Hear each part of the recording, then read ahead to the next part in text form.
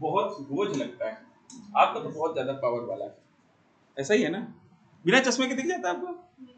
हैं? नहीं दिखता? हमें तो ये दिख रहा है, कम से कम चेहरे तो पहचान में आ ही रहे हैं। अच्छा, आप ही पहचान, शब्द नहीं दिख पाते।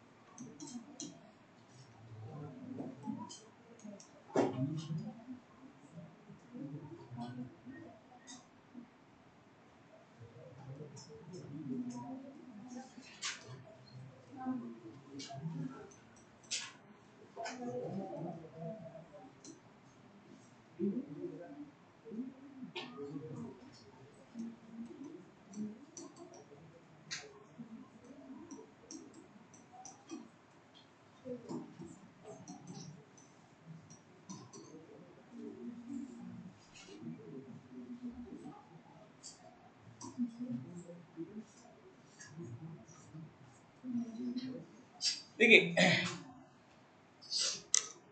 यदि मैं आपको बोलूं,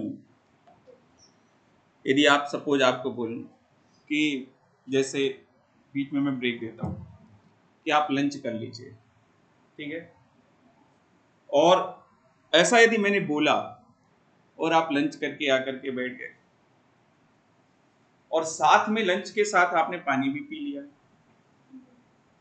तो ये तो मेरे आदेशों की अवहेलना हो गई ना।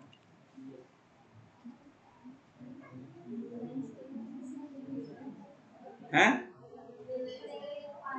ये जो मैंने आपको अधिकार दिया, जो मैंने राइट प्रोवाइड किया कि आप लंच कर सकते हो, लेकिन आपने लंच के साथ पानी भी पी लिया, तो गलत हुआ किया ना आपने। पानी पीते हैं आप लोग? तो फिर कैसे पी लेते हैं? लंच का समय दिया जाता है। हाँ? नहीं तो कहा, ये भी नहीं कहा जाता ना कि भाई आप पानी पीजिए। हैं? देखिए, बस मैं आधार बनाना चाहता हूं कि आप मुद्दे की गहराई को समझें।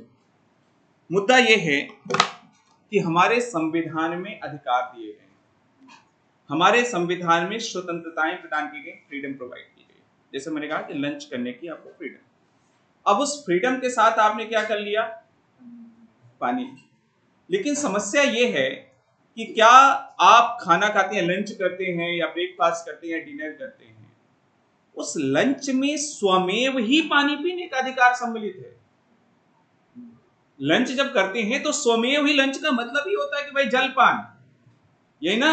नाश्ते का मतलब है जलपान कर लेना, और जलपान का मतलब आप सामान्य रूप से कुछ, जलपान में भी यदि देखा जाए तो उसमें जल और पान, इसका मतलब कि पानी पी सकते हो, सिर्फ जल पी सकते हो, लेकिन जलपान में नाश्ता अपने आप इंक्लूडेड है, अपने आप इंक्लूडेड, उसे कहने की आवश्यकता नहीं अलग से। ऐसे, लेकिन यदि मैं ऐसा कहता हूं कि जलपान मतलब सिर्फ पानी पीना, यदि मैं ऐसा कहता हूं लंच का मतलब सिर्फ खाना खाना, उसमें पानी शामिल नहीं है, तो ये तो रिजिडिटी है। ये रिजिडिटी का मतलब, हाँ, कठोरता है। और यदि मैं कहता हूं कि भैया यदि उसमें अपने आप ही अलग से कहने की आवश्यकता नहीं है, स्वमेव ही आप उसमें पानी पी सकते हैं, ये क्योंकि ऑलरेडी पानी खाने का मतलब है कि पानी के साथ आप उसको पानी ग्रहण कर सकते हैं, अलग से उसको कहने की आवश्यकता नहीं। ऐसे ही हमारे संविधान में शब्द लिखे हुए हैं, यदि उन शब्दों पर जाएं, और शब्दों की दो प्रकार की व्याख्या हो सकती है, जैसे मैंने अभी कहा कि एक रिजिड व्याख्या हो सकती है कि शब्दों का मतलब क्या है, तो मतलब दो प्रकार से लगाए जा सकते हैं, एक बहुत कठोर तरीके से और दूसरा बहुत ही लिबरल तरीके से, बहुत ही उदार तरीके से, बहुत ही उदार तरीके से।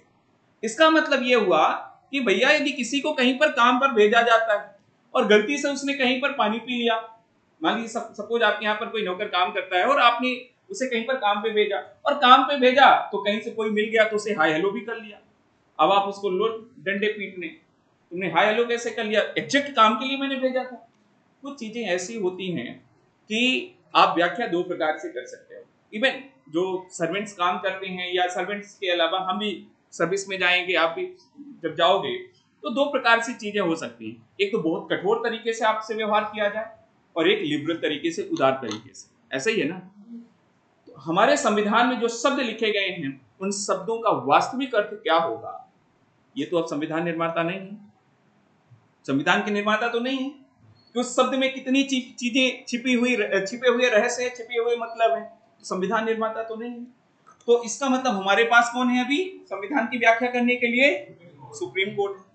सुप्रीम कोर्ट जब भी कोई मैटर ऐसा होता है जिसमें ये कहा जाए कि भैया खाने का अधिकार दिया गया है आपको और उसने पानी पी लिया हो, और जिसको कहा गया हो कि खाने का अधिकार दिया उसने पानी पी लिया हो, तो उस व्यक्ति को दंड दे दिया जाता है कि भैया पानी क्यों पी लिया। अब पानी पी लिया, जिसको दंड दिया गया वो चला जाता है कोर्ट में कि भैया ये तो मेरे अधिकार के विपरीत है। क्यों? उसका कारण यह है क्योंकि पानी पीने का अधिकार स्वयं ही खाना खाने के अधिकार में शामिल है। ऐसा ही है ना। तो इसके बाद अब सुप्रीम कोर्ट के ऊपर या कोर्ट के ऊपर निर्भर है कि वो सही व्याख्या क्या होगी, वो कोर्ट ही बताएगा। दूसरा पक्ष तो ये कहेगा कि भैया मैंने तो सिर्फ खाने का अधिकार दिया था, इसने पानी भी पी लिया, मैंने दिया ही नहीं था पानी पीने का अधिकार, इसने कैसे पी लिया। इसका मतलब ये कोर्ट के ऊपर निर्भर है इस चीज की व्याख्या करे कि खाना खाने में पानी पीने का अधिकार शामिल है या नहीं। और यदि कोर्ट कहता है कि पानी पीने का अधिकार शामिल नहीं है तो ये तो कठोरतम व्याख्या होगी, ये rigid interpretation of the constitutional principles हो गया। और इसके साथ साथ यदि कोर्ट ये कहता है कि भैया पानी पीने का अधिकार स्वयं ही शामिल है, इसका मतलब ये है कि खाना खाने के अधिकार के स्कोप को और ज्यादा ब्रॉड किया जा रहा है, और ज्यादा उसको जो संकीर्ण विचारधारा है उसको एक ब्रॉडर पर्सपेक्टिव में देखा जा रहा है, यानी कि लिबरल इंटरप्रिटेशन, जिसे हम उदारवादी व्याख्या कहते हैं। तो इसका मतलब दो प्रकार से व्याख्या हो सकती है। हमारे संविधान के अनुच्छेद 19 और 21 प्रमुख रूप से दो ऐसे आर्टिकल हैं, दो ऐसे संविधान के अनुच्छेद हैं जिनमें सुप्रीम कोर्ट ने 1950 से लेकर के 2024 तक में बहुत सारे अधिकारों के संबंध में व्याख्या की है। और उसमें सुप्रीम कोर्ट ने दोनों तरीके से कई बार रिजिड इंटरप्रिटेशन किया और कई बार लिबरल इंटरप्रिटेशन। लेकिन किसी भी देश में जहां पर लोकतंत्र है, समझिएगा ध्यान से, किसी भी देश में जहां पर लोकतंत्र है, तानाशाही नहीं है, वहां पर जो लोगों का अधिकार होता है, लोगों के अधिकार के संबंध में उदारवादी व्याख्या ही उचित मानी जाती है। सरकार के पक्ष में नहीं बल्कि लोगों के पक्ष का जो निर्णय होता है उसको सर्वोपरि माना जाता है। और ये कहा जाता है कि यदि लोगों के पक्ष में उदारवादी व्याख्या हुई है तो लोकतांत्रिक मूल्यों की बढ़ोतरी हुई है, यानी कि डेमोक्रेटिक वैल्यू को जो है अपहेल्ड किया गया है। क्योंकि लोकतांत्रिक मूल्य क्या है? जनता का हित। लोकतांत्रिक मूल्य नहीं कि सरकार का हित। लोकतांत्रिक मूल्य का मतलब क्या? लोकतंत्र यानी कि जनता का शासन, यानी कि ऐसा जहां पर लोगों की भलाई हो रही हो, उस व्यवस्था को, उस मूल्य को, उस वैल्यू को क्या कहा जाएगा कि लोकतांत्रिक वैल्यू है, लोकतांत्रिक मूल्य है।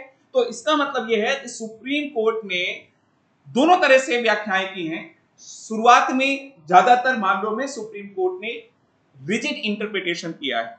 शुरुआत में बहुत सारे मामले हम देखेंगे जिसमें सुप्रीम कोर्ट ने रिजिड इंटरप्रिटेशन किया है, लेकिन शुरुआत में भी कुछ ऐसे मामले रहे हैं जहां पर सुप्रीम कोर्ट ने लिबरल इंटरप्रिटेशन यानी कि उदारवादी व्याख्या की।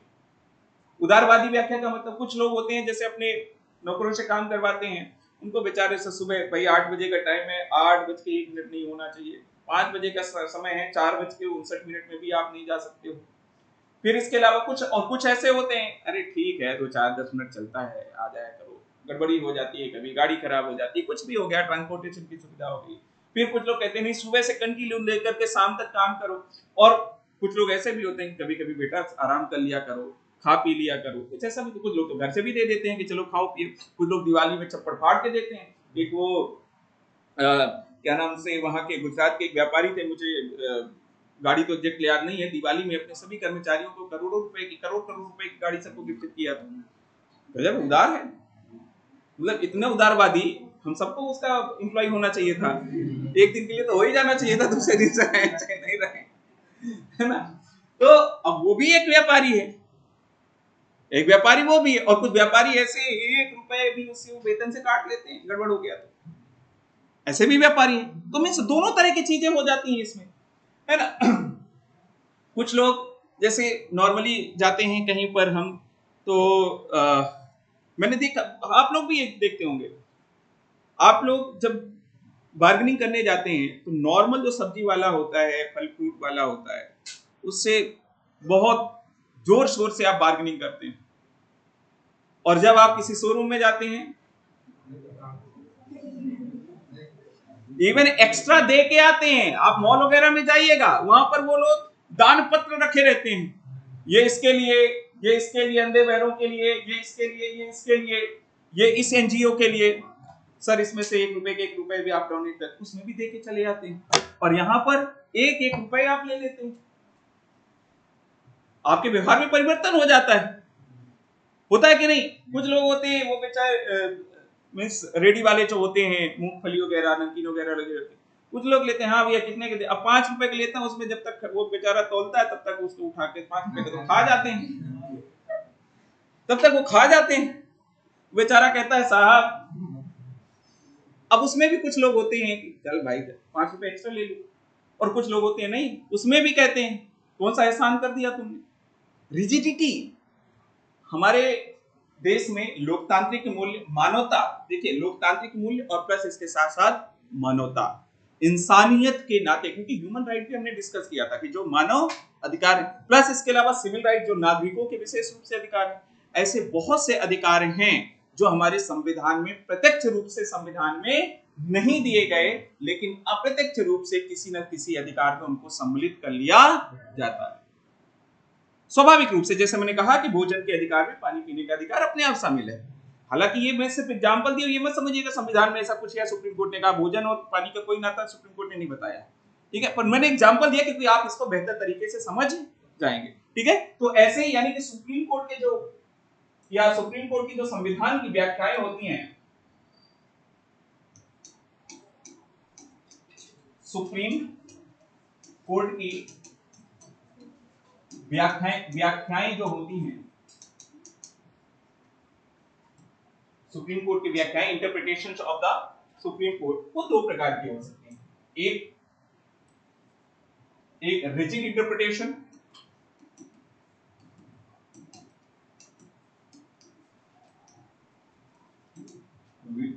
रिजिड इंटरप्रिटेशन यानी कि कठोर व्याख्या, और इसी को नैरो इंटरप्रिटेशन भी कहा जाता है।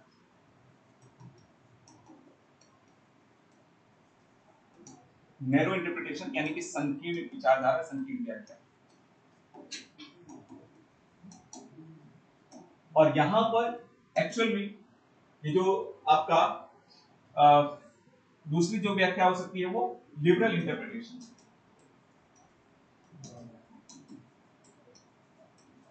लिबरल इंटरप्रिटेशन यानी कि उदारवादी व्याख्या,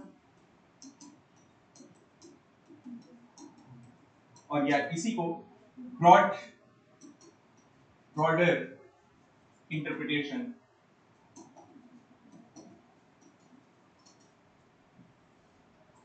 ब्रॉडर इंटरप्रिटेशन यानी कि संकीर्ण का उल्टा क्या होगा, हैं? हाँ, ब्रदर, तुम भी हिंदी जानते हो यार, कैसे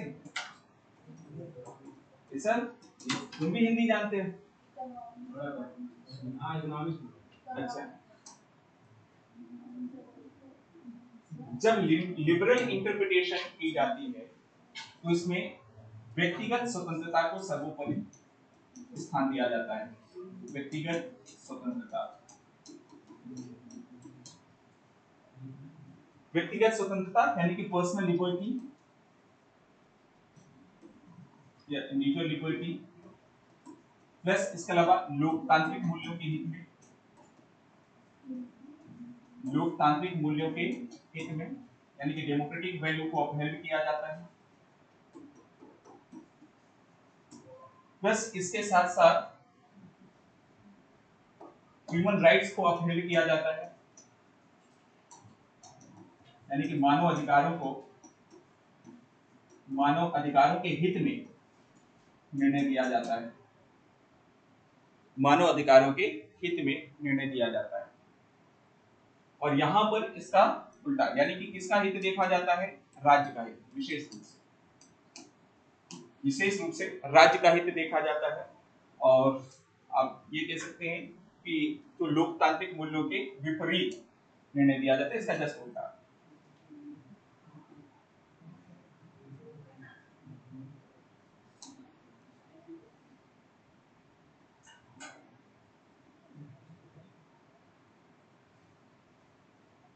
इसी परिदृश्य में अनुच्छेद 19 और अनुच्छेद 21 से संबंधित सुप्रीम कोर्ट के कई केसेस हैं। उन केसेस को थोड़ा सा हम समझेंगे, हर केस को नहीं लेंगे क्योंकि अबाउट 200 to 300 केसेस हैं, हम उनको शामिल नहीं करेंगे सभी को, बट इंपॉर्टेंट एस्पेक्ट्स की बात करेंगे। अच्छा, इससे क्या हो जाता है कि स्कोप जो है अधिकारों का वो बड़ा हो जाता है और इससे स्कोप क्या है? अधिकारों का नैरो हो जाता है। अब जैसे हमारे संविधान के अनुच्छेद 19 में, कॉन्स्टिट्यूशन के आर्टिकल 19 के क्लॉज 1 में हमारे कुछ राइट्स दिए गए हैं, बेसिक फ्रीडम्स दी गई हैं, फंडामेंटल फ्रीडम्स दी गई हैं, अब ये जो फंडामेंटल फ्रीडम्स हैं इनका दायरा कितना होगा? जैसे फॉर एग्जांपल हम यदि यहाँ पर बात करें तो आर्टिकल 19 का क्लॉज 1 और सब क्लॉज ए है, और इसमें freedom of speech and expression है, freedom of speech and expression यानी कि वाक एवं अभिव्यक्ति की स्वतंत्रता, freedom of speech and expression, ये है।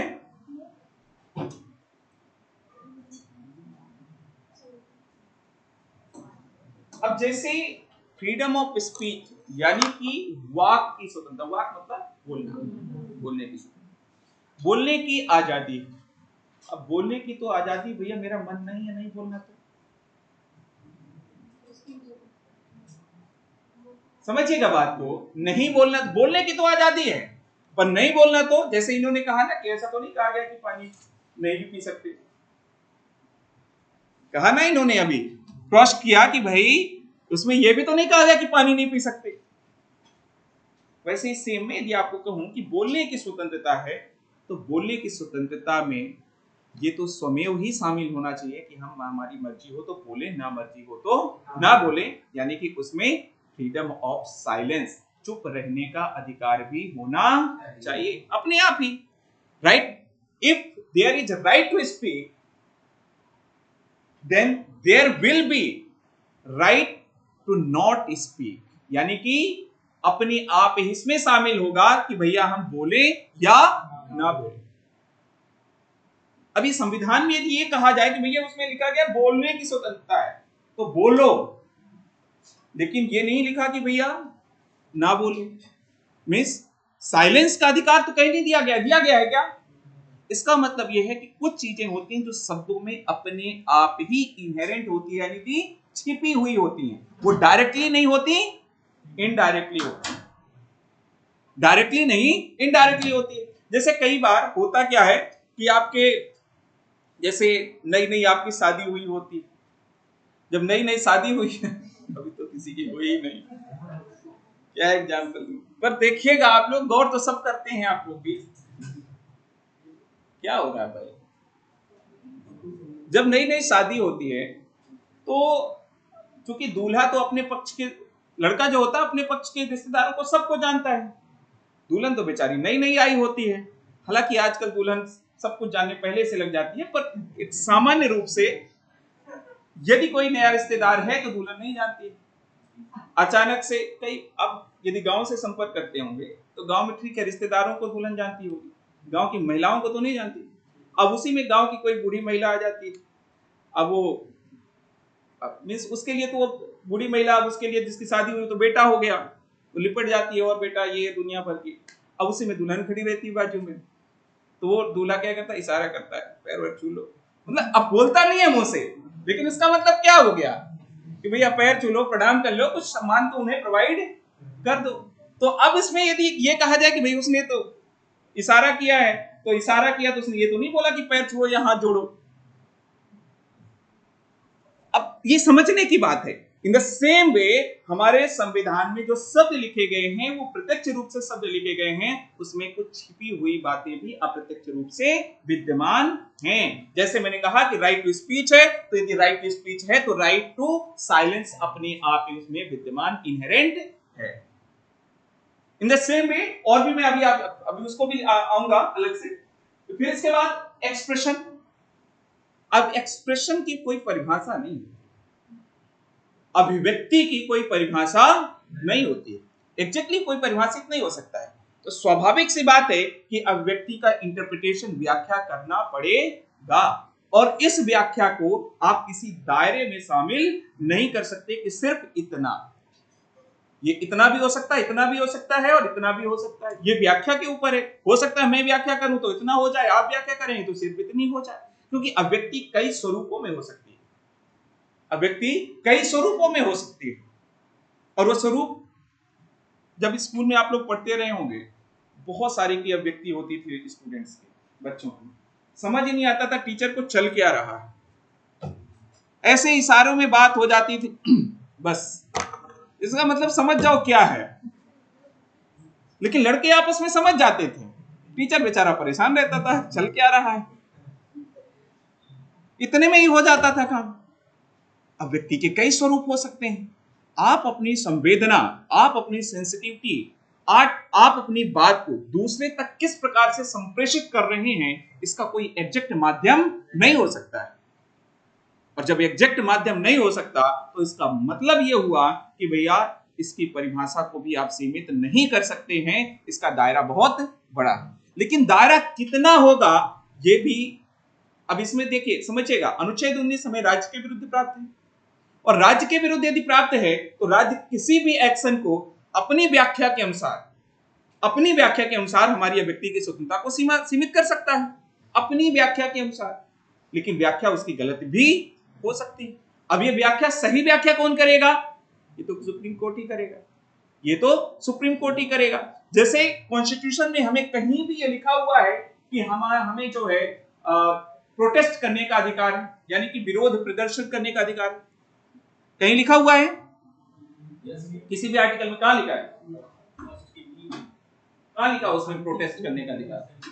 असेंबली लिखा हुआ है ना, प्रोटेस्ट तो नहीं लिखा। लिखा है क्या? अच्छा ठीक है, एक तो ये हो गया कि नहीं लिखा प्रोटेस्ट भी, पर मान भी लिया जाए कि प्रोटेस्ट है, तो एक और मैं बोलता हूं, राइट टू स्ट्राइक, हड़ताल करने का अधिकार। हड़ताल भी विरोध का स्वरूप है। हड़ताल विरोध का स्वरूप है या नहीं? कि भैया जैसे मान लो आप लोग इंस्टीट्यूट के या मेरे से कोई चीज खपाओ, विरोध प्रदर्शन कर रहे हो, तो एक तो ये एक तरीका कि यहाँ खड़े हो जाओ रोड में, हाय हाय करने लगो। दूसरा तरीका है कि सब लोग एक साथ कहो कि भैया इस दिन में इस तिथि को कोई भी स्टूडेंट क्लास में नहीं आएगा। ये भी विरोध का प्रदर्शन तरीका है ना। लेकिन ये क्या है? स्ट्राइक, हड़ताल हो गई। हड़ताल हुई कि नहीं? तो अब प्रोटेस्ट में स्ट्राइक को शामिल करेंगे या नहीं करेंगे? अगेन ये व्याख्या का प्रश्न है। कोई कह भी सकता है कि नहीं करेंगे, कोई कह सकता है कि करेंगे। तो क्या सुप्रीम कोर्ट क्या कहेगा, ये ज्यादा निर्भर, इस बात पर ज्यादा गौर किया जाना चाहिए। हमारे संविधान में कहीं भी सरकारी क्रियाकलाप की जानकारी का अधिकार दिया गया है कि भैया सरकार में क्या चल रहा है, क्या नहीं चल रहा, उसका हमें अधिकार होना चाहिए, जानने का अधिकार कहीं भी दिया गया है? संविधान की बात कर रहा हूं मैं कि सरकारी क्रियाकलाप में जो सरकारी गतिविधियां चल रही हैं, डीएम साहब क्या कर रहे हैं, किस आधार पर निर्णय ले रहे हैं, आपको यूपी पीसीएस किस आधार पर चयन कर रहा है कहीं पर? अभी कल एक नीट वगैरह का रिजल्ट आया, कल या परसों पता नहीं, कल आया ना, उसमें मुझे जानने को यह मिला कि उसका कुछ पूर्णांक होता है 720 का। कल ही मुझे पता चला, क्योंकि कंट्रोवर्सी क्रिएट हो गई है। 720 का पूर्णांक होता है, 180 questions into 4 is equal to 720। उसमें ये होता है कि कोई क्वेश्चन, कोई लड़का यदि स्टूडेंट किसी क्वेश्चन को छोड़ता है तो 4 नंबर कट जाएंगे एक क्वेश्चन, और यदि गलत करता है तो 5 का है शायद प्रॉब्लम, 5 जाएंगे, 5 नंबर। अब उसमें किसी स्टूडेंट के जो नंबर आए हो 719 आए, एक के 718 आए। अब यदि मैथमेटिकल कैलकुलेशन की जाए तो practically it is not possible. भाई यदि एक क्वेश्चन छोड़ेगा भी तो 716 हो सकते हैं, एक क्वेश्चन गलत भी करता है तो 715 हो सकते हैं, 719 718 कैसे पॉसिबल हो सकते हैं? और या तो पूरे सही तो 720 होना चाहिए, ये ना, पूरे सही तो 720 होना चाहिए, तो 718 719 कैसे पॉसिबल? अभी सरकार जवाब दे इसके लिए। हमें जानने का अधिकार है कि भैया ये कैसे हो सकता है, कैसे पॉसिबल है। तो अब देखिए, अब समझिएगा यहां पर बात को। अनुच्छेद 19 में right to speech and expression दिया गया, अभिव्यक्ति। आप अपना वोट दे देते हो, अपनी जो इच्छा है वो आपने अभिव्यक्त कर दी कि हमारी ये इच्छा है कि ये ऐसा हो, ये काम करें। लेकिन वो जो काम कर रहे हैं तो उसे भी तो जानने का अधिकार होना चाहिए कि जो आपने जिसको वोट दिया उस कर क्या रहा है। जिसको आपने एक्सप्रेस किया, व्यक्ति की, कि भैया हमारी इच्छा है कि ये व्यक्ति बने, ये व्यक्ति काम करे, तो वो व्यक्ति काम क्या कर रहा है इसको जानने का अधिकार तो आपके पास होना चाहिए ना, कर क्या रहा है एक्चुअल में। क्योंकि आपकी इच्छा को रिप्रेजेंट कर रहा है, आपकी अभिव्यक्ति का प्रतिनिधित्व कर रहा है, और यदि आपकी अभिव्यक्ति का प्रतिनिधित्व कर रहा है तो आपके पास ये जानने का भी अधिकार होना चाहिए कि चल क्या रहा है, कर क्या रहा है। अब इसमें भी दो चीजें हो सकती हैं, आपको ये लगेगा कि ये कैसे अभिव्यक्ति है, लेकिन सुप्रीम कोर्ट ने कई वादों में कहा है कि ये भी अभिव्यक्ति का ही, ये भी अभिव्यक्ति का माध्यम है।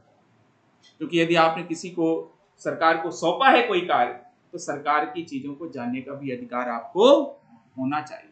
ये क्रियाकलाप में शामिल है, उस अभिव्यक्ति में शामिल है। तो हमारे संविधान के अनुच्छेद 19 और 21 में दोनों की व्याख्याएं, विशेष एक छोटा सा एग्जांपल हम उसमें भी लेंगे, इसका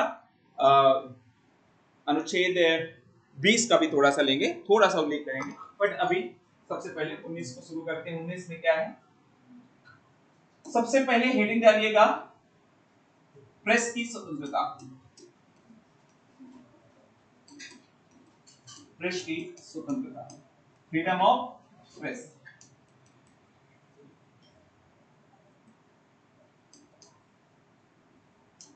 प्रेस जानते हैं ना? हाँ, इज इट पक्का?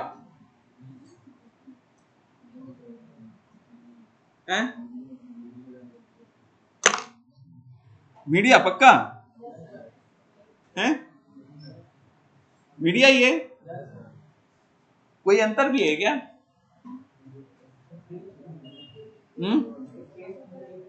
किसी भी न्यूज चैनल को आप प्रेस कहते हो, क्यों नहीं कहते? प्रिंट मीडिया, मीडिया में भी प्रिंट मीडिया, और जो आप देखते हैं वो क्या है, इलेक्ट्रॉनिक मीडिया। वो इलेक्ट्रॉनिक मीडिया, इलेक्ट्रॉनिक मीडिया के भी कई रूप हो गए हैं।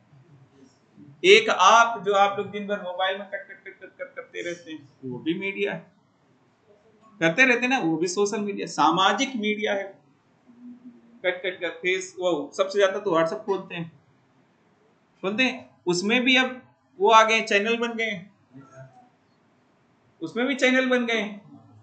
अब वो सम्मिलित स्वरूप हो गया, गठबंधन हो गया व्हाट्सएप का, सोशल मीडिया का और इलेक्ट्रॉनिक मीडिया का गठबंधन हो गया। इवन प्रिंट मीडिया, अब प्रिंट मीडिया वाले भी उनका अपना चैनल चलाते हैं, वो भी चैनल चलाने लग गए। अब स्वरूप जो है मीडिया का, हालांकि ये भी हमारे सब्जेक्ट विषय, हमारा मतलब इसी सेकंड पेपर में ही आप लोग पढ़ेंगे, वो भी आएगा, पॉलिटी का पार्ट नहीं है, आएगा, उसको में भी पढ़ेंगे, डिस्कस करेंगे वो भी अलग से। तो सबसे पहले प्रेस की स्वतंत्रता, अब ये संविधान में कहीं पर भी दी गई है? जो अभी तक हमने कॉन्स्टिट्यूशन पढ़ा उसमें कहीं पर दिया गया है? कहाँ दिया है? पढ़ो पूरे शब्द, कहाँ दिया गया है बताओ? हैं? नहीं दिया ना? अनुच्छेद लिखवाया नहीं, जब है ही नहीं तो मैं अपने से कहां से लिखवा दूं भाई? अनुच्छेद 19 मैंने पूरा लिखा है, जो संविधान में लिखा हुआ है वो पूरा लिखा है मैंने। हाँ, जो आपकी लक्ष्मीकांत आपने पढ़ी है तो उसमें नहीं लिखा, उसका नहीं लिखा है मैंने। लेकिन संविधान की चीज मैंने क्या पूछा आपको? संविधान में कहीं दिया हुआ है क्या? नहीं दिया गया। अनुच्छेद 19 से लेकर के 22 तक के जो संवैधानिक प्रावधान है, कॉन्स्टिट्यूशनल प्रोविजन है, वो सब मैंने लिखा दिया। प्रेस की स्वतंत्रता हमारे संविधान में कहीं भी मेंशन नहीं है, अनुच्छेद 19 से लेकर के 22 तक में कहीं भी मेंशन नहीं है। अब आप लिखना शुरू कीजिए, पहले मैं लिखा देता हूं, इसके बाद आप लोगों को कुछ चीजें समझा देता हूं। लिखेगा,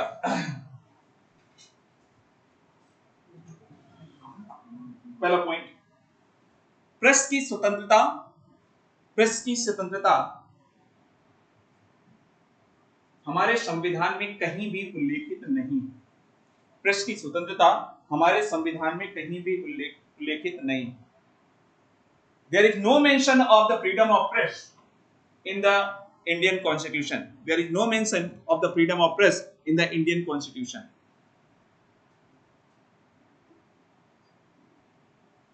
Second point. Second point. Supreme court ने अपने विभिन्न वादों में, सुप्रीम कोर्ट ने अपने विभिन्न वादों में, अपने विभिन्न वादों में, वादों का मतलब केस, सुप्रीम कोर्ट ने अपने विभिन्न वादों में प्रेस की स्वतंत्रता को, प्रेस की स्वतंत्रता को, प्रेस की स्वतंत्रता को अनुच्छेद 19 क्लॉज 1 सब क्लॉज ए, अनुच्छेद 19 क्लॉज 1 सब क्लॉज ए में शामिल किया है, शामिल किया है। Supreme court in its various judgements, supreme court in its various judgements said that the freedom of press, the freedom of press, said that the freedom of press is inherent under Article 19, under Article 19 clause 1 sub clause A, under Article 19 clause 1 sub clause A।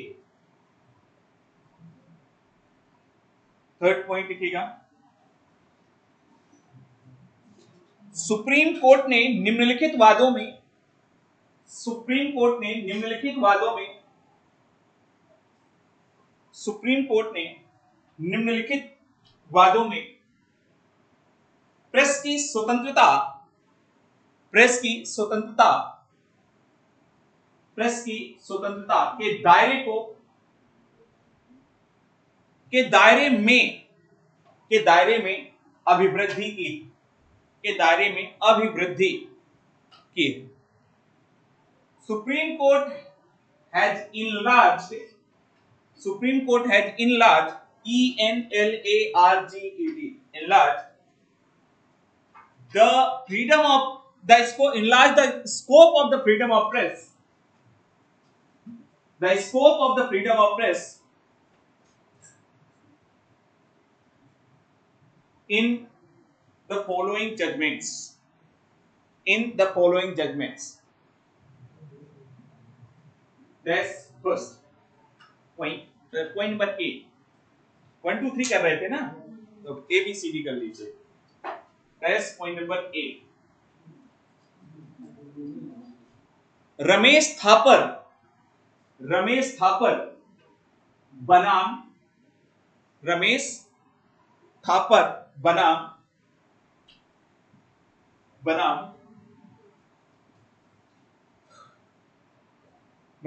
Madras 1950, बनाम मद्रास 1950।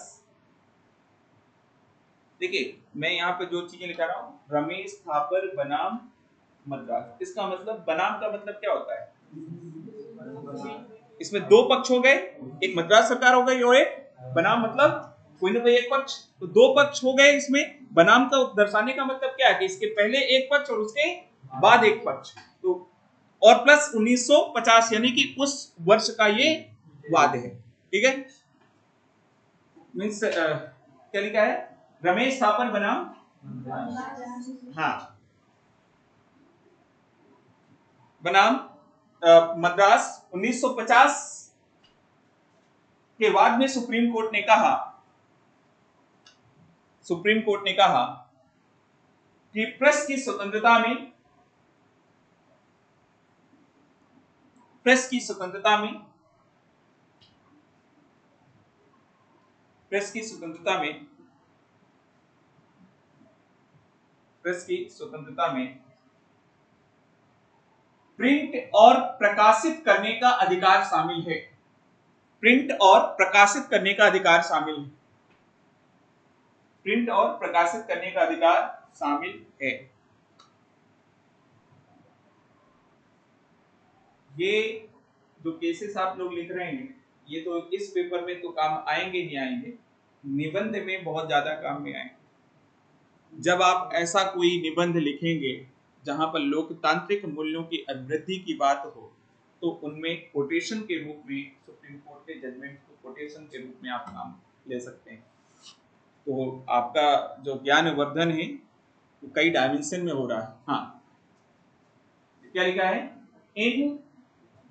इन Romesh Thappar versus Madras 1950 case, Supreme Court held that the freedom of press included the right to print and publish it. Right to print and publish it.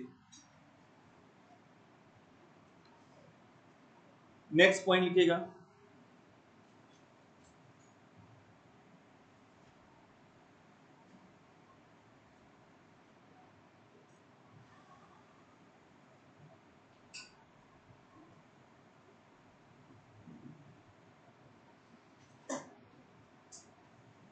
Next लिखिएगा,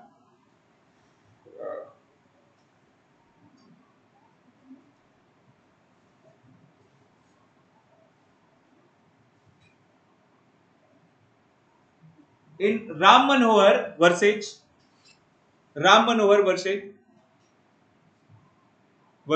Delhi, Ram Manohar versus Delhi, Delhi supreme court held that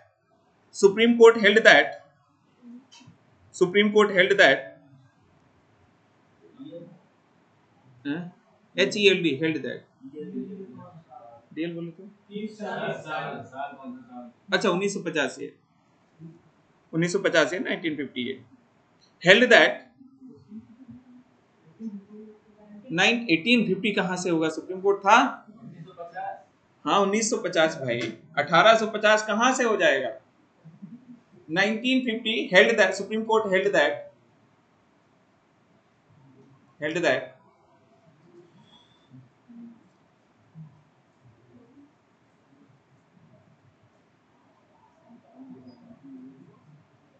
pre-censorship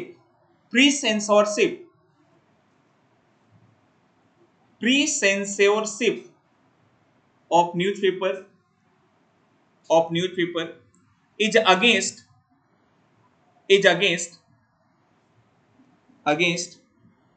the freedom of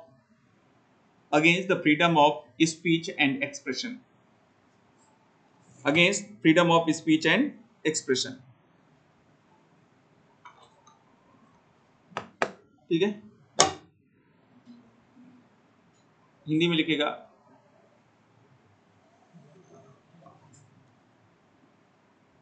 Hindi में बोलना है ना,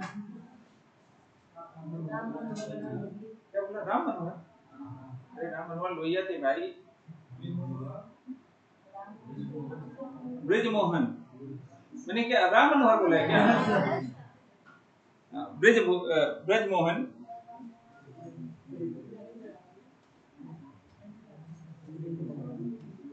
बनाम दिल्ली वाद में supreme court ने supreme court ने सुप्रीम कोर्ट ने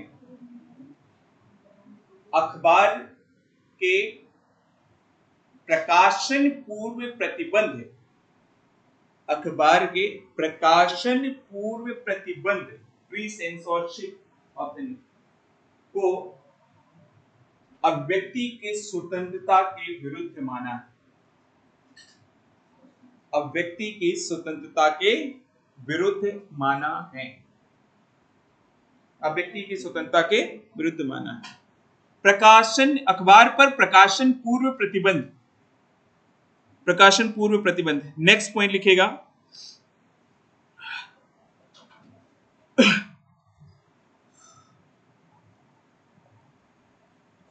in express news versus Union of India, in express news versus Union of India 1961 Supreme Court held that ये 1958 का लीजिए 58 61 में साकाल न्यूज़पेपर था। 1958 supreme court held that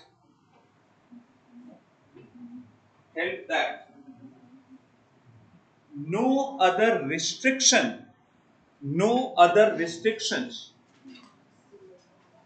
can be imposed on the freedom of the press other than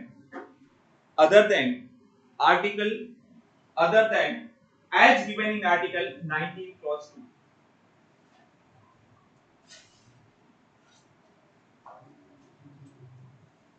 express news Hindi में देवनागरी लिखेंगे। Express news बनाम भारत संघ 1958 express news बनाम भारत संघ 1958 वाद में सुप्रीम कोर्ट ने भारत संघ वाद में सुप्रीम कोर्ट ने कहा कि अनुच्छेद 19 क्लॉज 2 में दिए गए प्रतिबंधों के अलावा अन्य कोई प्रतिबंध प्रेस की स्वतंत्रता पर नहीं लगाया जा सकता। अन्य कोई प्रतिबंध प्रेस की स्वतंत्रता पर नहीं लगाया जा सकता। इसके बाद next in Sakal newspaper SAKL Sakal newspaper versus union of India case 1961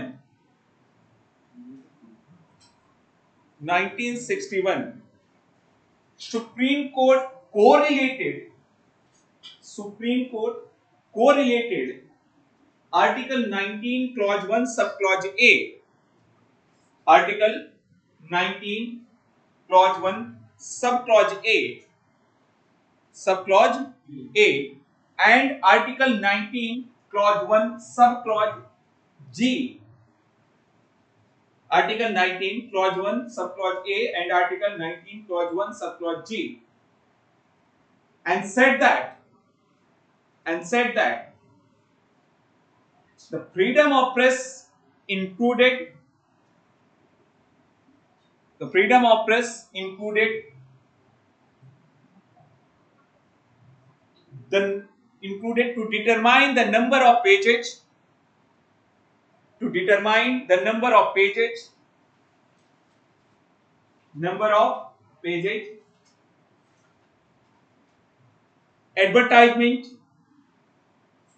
advertisement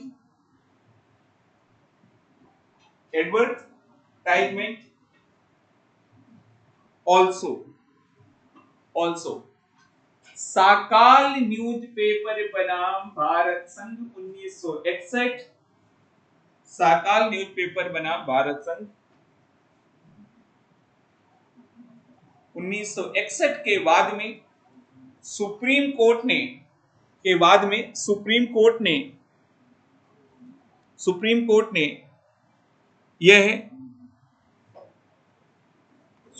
ने यह माना कि प्रेस की स्वतंत्रता में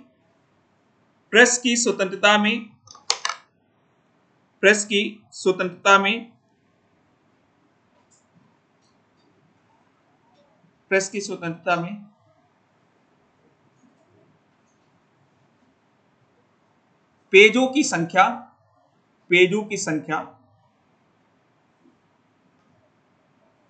उसका मूल्य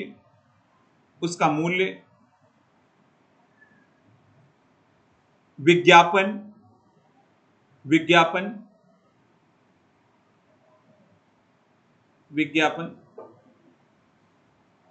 सर्कुलेशन को हिंदी में क्या बोलेंगे, डिस्ट्रीब्यूशन को क्या बोलते हैं, हाँ, वितरण करने का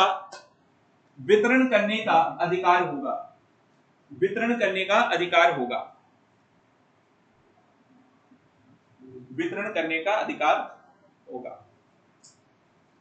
ठीक है, वितरण करने का अधिकार होगा। नेक्स्ट केस लिखिएगा। Next case, in Bennett Coleman BENNET COLEMAN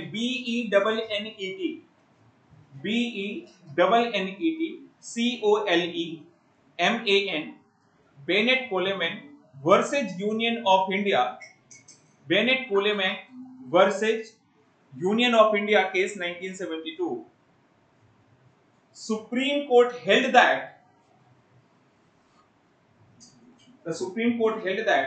the freedom of press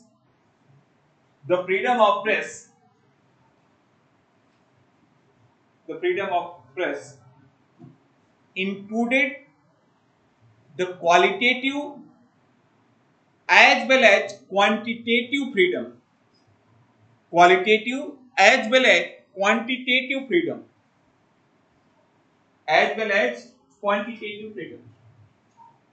Bennett कोलेमैन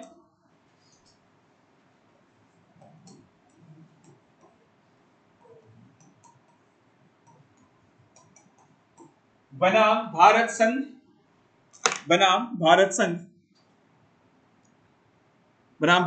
1972 के बाद में, बनाम भारत संघ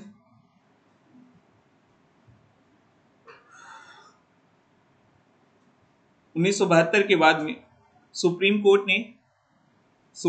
ने कहा कि प्रेस की स्वतंत्रता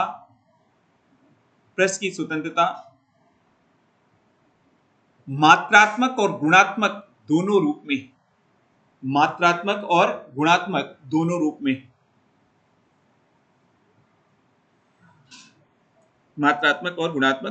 में है। नेक्स्ट लिखिएगा, दो वाद और हैं। ठीक है, in Indian newspaper versus union of India case 1984, supreme court held that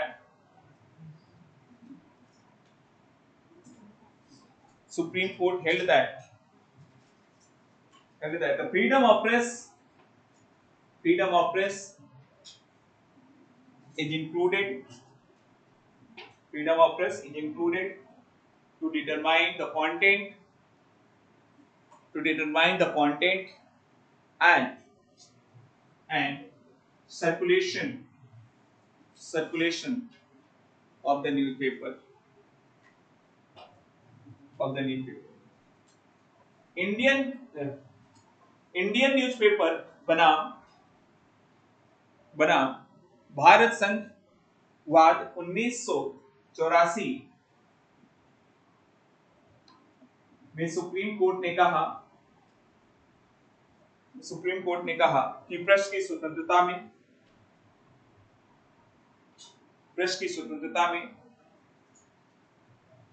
1984 में प्रेस की स्वतंत्रता में सुप्रीम कोर्ट ने कहा कि प्रेस की स्वतंत्रता में अखबार की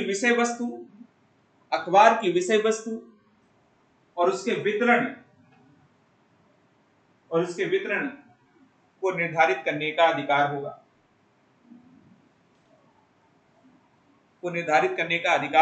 होगा, उसके वितरण को निर्धारित करने का, विषय वस्तु और वितरण को निर्धारित करने का अधिकार। एक लास्ट पॉइंट लिख लीजिएगा, in secretary ministry of information and broadcasting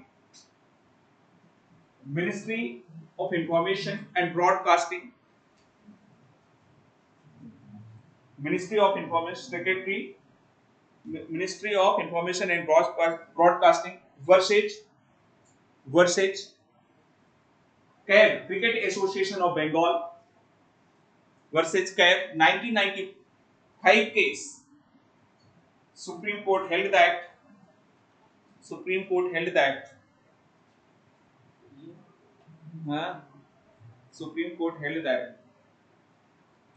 one cannot have monopoly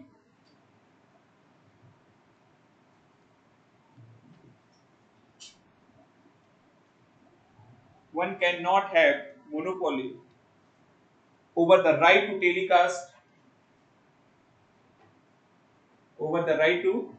telecast or broadcasting.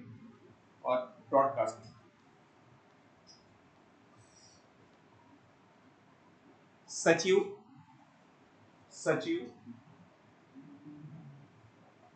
सूचना एवं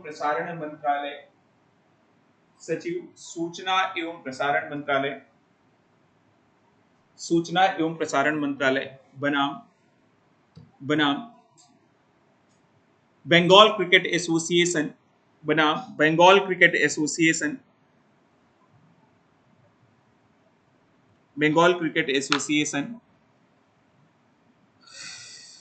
वाद 1995 में सुप्रीम कोर्ट ने कहा कि प्रसारण एक संचार का माध्यम है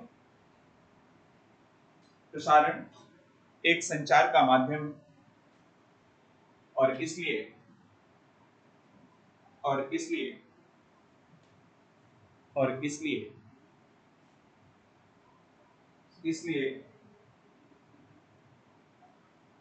इस पर एकाधिकार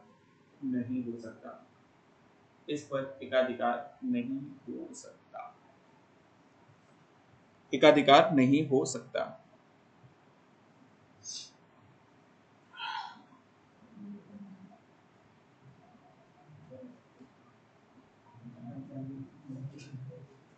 ठीक है, अब देखिए ये जितने भी हमने केस डिस्कस किए हैं, वो किससे रिलेटेड है? फ्रीडम ऑफ प्रेस से। अब ये फ्रीडम ऑफ जो प्रेस है, यानी कि प्रेस की जो स्वतंत्रता है, ये प्रेस की स्वतंत्रता हमारे संविधान में कहीं भी मेंशन नहीं, लेकिन सुप्रीम कोर्ट ने अपने विभिन्न वादों में ये कहा कि ये प्रेस की स्वतंत्रता अनुच्छेद 19 के क्लॉज 1 सब क्लॉज ए में अभिव्यक्ति की स्वतंत्रता में शामिल है। फिर इसमें हमने ये कहा कि ये जो अभी फ्रीडम ऑफ प्रेस का भी दायरा सीमित नहीं है, फ्रीडम ऑफ प्रेस के दायरे को भी सुप्रीम कोर्ट ने बढ़ाया और सुप्रीम कोर्ट ने कहा अपने विभिन्न वादों में, चाहे वो आपका 1950 का केस हो, रमेश थापर का केस, चाहे वो आपका ब्रजमोहन का केस हो 1950 का अगेन, चाहे वो आपका जो है इसमें 1958 का केस हो आपका न्यूज़पेपर वाला एक्सप्रेस न्यूज़पेपर, और चाहे वो 1961 का साकाल न्यूज़पेपर का केस हो, चाहे वो आपका कोले माइन का केस हो 1972 का, या 1900 जो हमने लिखा हुआ है 84 का इंडिया न्यूज़पेपर बनाम भारत संघ, और इसके साथ साथ 1995 का ब्रॉडकास्टिंग वाला जो हमने डिस्कस है क्रिकेट एसोसिएशन ऑफ बंगाल के विरुद्ध। इन सभी वादों में सुप्रीम कोर्ट ने जो फ्रीडम ऑफ प्रेस, पहली चीज तो ये सुप्रीम कोर्ट ने माना कि freedom of press is a fundamental right under article 19 clause 1 sub clause A, यानी कि एक मौलिक अधिकार है जो कि संविधान के अनुच्छेद 19 की क्लॉज 1 सब क्लॉज ए में निहित है। और इसमें सिर्फ फ्रीडम ऑफ प्रेस में, ये फ्रीडम ऑफ प्रेस का मतलब क्या, फ्रीडम ऑफ प्रेस के भी परिभाषा को बहुत ज्यादा एक्सपेंड किया सुप्रीम कोर्ट ने विभिन्न वादों में। सुप्रीम कोर्ट ने कहा कि right to print and publish, right to print and publish, यानी कि उसको प्रकाशित कीजिए, प्रिंट कीजिए, प्रकाशित कीजिए, उसका भी अधिकार इसमें शामिल है। इसके साथ साथ सुप्रीम कोर्ट ने कहा कि राइट टू सर्कुलेशन, यानी कि उसको वितरित करने का भी अधिकार शामिल है, आप उसको रोक नहीं सकते हो। साथ ही साथ सुप्रीम कोर्ट ने कहा right to commercial advertisement, right to commercial advertisement, इसका मतलब कि सुप्रीम कोर्ट ने ये कहा कि भैया यदि किसी अखबार को एडवर्टाइजमेंट, वाणिज्यिक एडवर्टाइज या क्या बोलते हैं एडवर्टाइजमेंट, विज्ञापन, तो भी ये कौन डिसाइड करेगा, ये न्यूज़पेपर ही डिसाइड करेगा, ये उसका अधिकार है। इसके साथ साथ सुप्रीम कोर्ट ने ये भी कहा वाणिज्यिक विज्ञापन का अधिकार यहाँ पर ये लिखा है हमने। इसके साथ साथ सुप्रीम कोर्ट ने ये कहा कि right against free censorship of the newspaper और न्यूज़पेपर, ये भी इसी में शामिल है। इसके साथ साथ राइट अगेंस्ट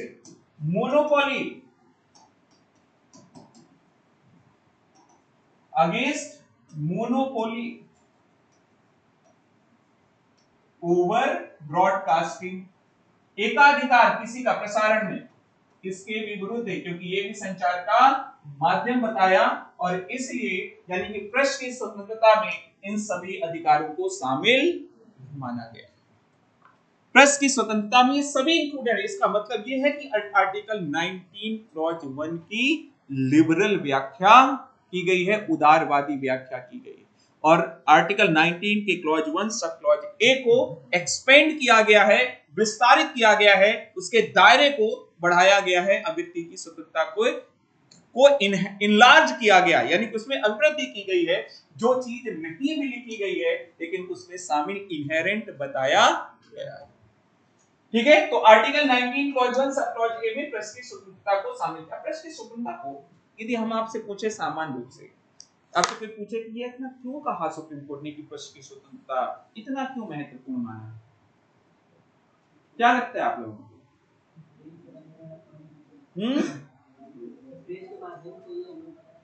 क्या ठीक है, और ठीक है, हालांकि इस समय तो उल्टा हो रहा है, पर ठीक है। हाँ, और दूसरे स्टेट में क्या हो रहा है, दूसरे स्टेट में मतलब पाकिस्तान में क्या हो रहा है ऐसा? अच्छा, प्रांत, ठीक है।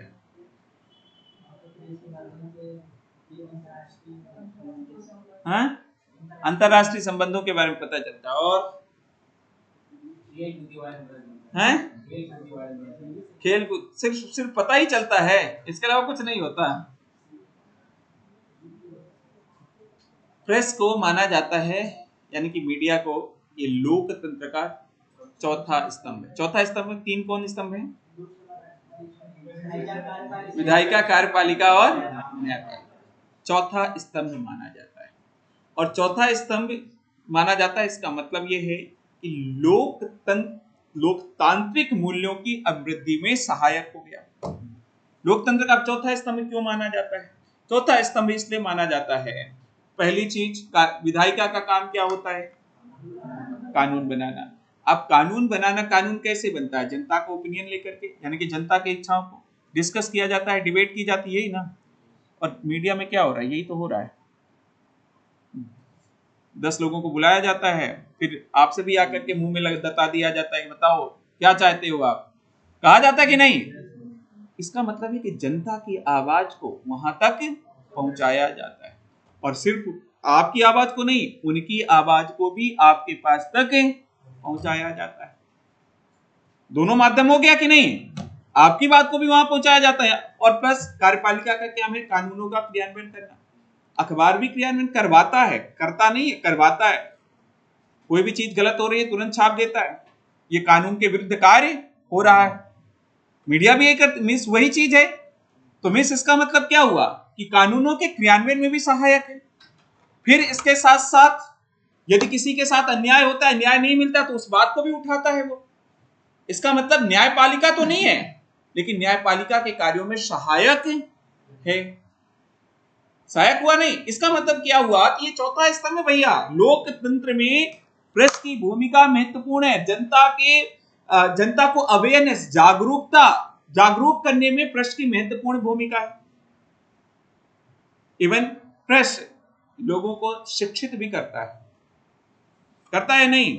मैं रोज कहता हूं कि अखबार पढ़ा कर, क्यों कहता हूं? क्योंकि मैं जानता हूं कि शिक्षित करता है। आप लोग अभी क्या हैं? अशिक्षित हैं? लिटरेट हैं? पक्का? लिटरेट्स की परिभाषा क्या लिटरेसी की हैं? अच्छा, डिग्री। और जिसके पास डिग्री नहीं है वो क्या है? इलिटरेट।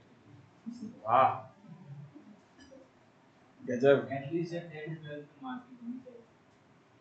और जो फर्स्ट क्लास पढ़ा है, एक मुझे बाबा मिले थे, बोले बेटा मैं पढ़ा लिखा नहीं, मतलब मैं कभी स्कूल नहीं गया, लेकिन वो पर्चा बना देते थे, मतलब लिख लेते थे। ये कैसे सबको लिख लेते हैं, मतलब पढ़ भी लेते हैं। अब उनको क्या कहोगे? लिटरेट है कि इलिटरेट? वो कभी स्कूल नहीं गए हैं, वो शिक्षित है, लिटरेट है। जो ऑफिशियल औपचारिक परिभाषा है कि पढ़ना और लिखना जानता हूं, अपना नाम भी यदि लिख करके पढ़ लेता है तो शिक्षित। आप लोग तो बहुत शिक्षित हो, अति शिक्षित हो। ठीक है, मतलब पढ़ लिख लेता हो सामान्य रूप से तो उसको शिक्षित माना जाता है। ठीक है, एनीवे अब हाँ नहीं, साक्षर संधि विकसित करो।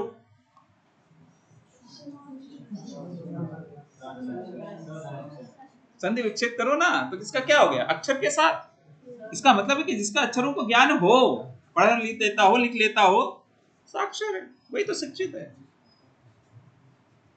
हालांकि तकनीकी रूप से देखा जाए तो बहुत अंतर है। हमारे देश में ऐसे बहुत से लोग हैं जो हर पढ़ाई पढ़ चुके हैं, लेकिन उनसे ज्यादा अशिक्षित कोई नहीं। समझ रहे हो? और कुछ व्यक्ति ऐसे होते हैं जिनको कोई पढ़ाई से, जीवन भर पढ़ाई से कोई मतलब नहीं रहा, लेकिन उनसे ज्यादा शिक्षित कोई नहीं। आप लोग जाते हो, पढ़े लिखे सब लोग हो, सब लोग पढ़े लिखे हो, रोड में जाते हो और मुंह में थूक आया वहीं पे थूक देते हो। आपसे बिना अशिक्षित व्यक्ति कोई नहीं है इस दुनिया में। थूक देते हो कि नहीं? पब्लिक प्लेस में थूकना चाहिए? रोड को गंदा करना चाहिए? अशिक्षित हो गए अशिक्षित। आपको एक एग्जांपल देता हूं। रेमंड के कपड़े आप लोगों ने सुना होगा, रेमंड बहुत बड़ा ब्रांड है। रेमंड के जो मालिक थे, अभी कुछ दिन पहले आपने रोड में भी आते जाते देखा होगा सोते हुए, उनके बेटे ने उनको घर से निकाल दिया। रेमंड के मालिक को क्यों निकाल दिया गया? उनकी शादी हुई बेटे की, पति पत्नी में जो भी बात हुई हो, और अल्टीमेटली बाप ने, एक ही बेटा था, उसने सोचा अपनी संपत्ति मुझे क्या लेके जाना, पूरी संपत्ति बेटे के नाम कर दी। जैसे ही की वैसे बाप को घर से निष्कासित, पूरी प्रॉपर्टी से निष्कासित। बाप आया, टीवी में गिड़गिड़ा रहा था रोते हुए रोड में कि एक सलाह में पूरे दुनिया वासियों को दे करके जाता हूं कि अपनी जिंदा रहते कभी भी अपनी प्रॉपर्टी अपने बच्चों के नाम ना करो, जिंदा रहते, नहीं तो मेरे जैसी हालत होगी। और आप देखिए कि प्रकृति का सब नियम होता है, प्रकृति का सब खेल होता है। उन लड़के का उसी पत्नी से तलाक हो गया। उसी पत्नी से। और अब लड़का बाप के बुलाने आया है। तो यदि ऐसा होता है, मैं ही नहीं कहता कि उनकी सिचुएशन पे मैं नहीं जा रहा हूं, क्या दिक्कत है क्या नहीं, लेकिन यदि कोई भी लड़का ऐसा करता है तो उससे बड़ा अशिक्षित तो इस दुनिया में कोई नहीं।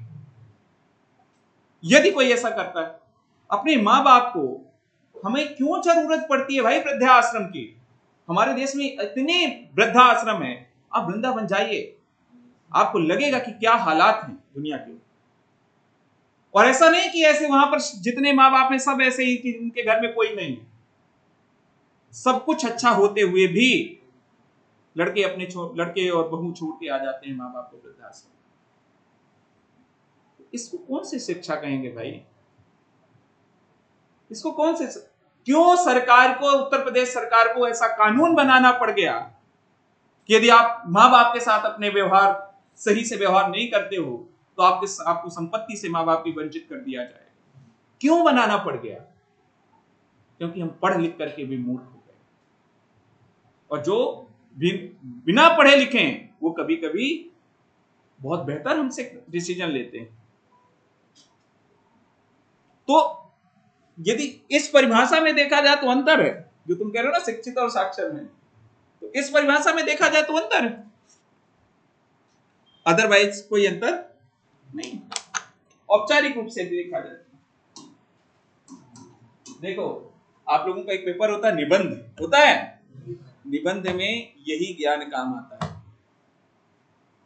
यही ज्ञान काम आता है। सामाजिक दुर्दशा किस प्रकार से हो रही है, कानूनों की जरूरत क्यों है, कानून क्यों बनाए जाते हैं, उद्देश्य ही हमने डिस्कस किया था, कानून की जरूरत ही क्यों है? क्योंकि वही वाला सिद्धांत थॉमस हॉब्स वाला कि मनुष्य अपनी प्रकृति में ही तांडव करता है, प्रकृति के अनुसार ही वो क्या होता है, तांडव करने वाला। मतलब वो प्रकृति, उसकी प्रकृति ही है कि यदि उसको खुला छोड़ दिया जाएगा तो खुला सांड की तरह घूमेगा वो, इसलिए उसको रोकना बहुत जरूरी है, और इसलिए कानून की आवश्यकता होती है। एथिक्स में पढ़ेंगे कानून क्यों, कई अपने अपने विचार दिए गए हैं। वो प्रकृति स्वरूप ही उपद्रवी होता है, उसकी प्रकृति है, नेचर ही होता है, वो उनका कहना है। एनीवे आप लोग कैसे हैं आप लोग जानते होंगे, ठीक है। इसके बाद हम नेक्स्ट राइट पर चलते हैं, right to know the government और the public activities.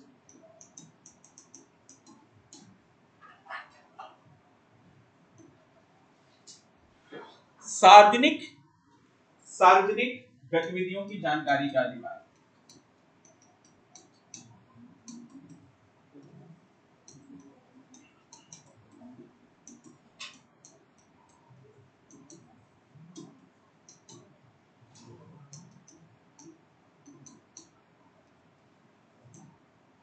First case लिखिएगा, in Rajnarayan versus Uttar Pradesh, in Rajnarayan versus Uttar Pradesh government 1975, in Rajnarayan versus Government of Uttar Pradesh case 1995 1995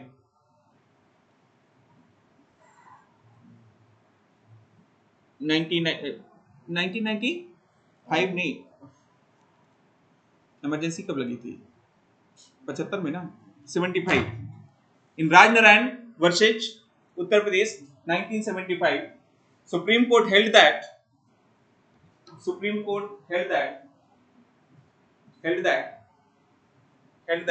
right to know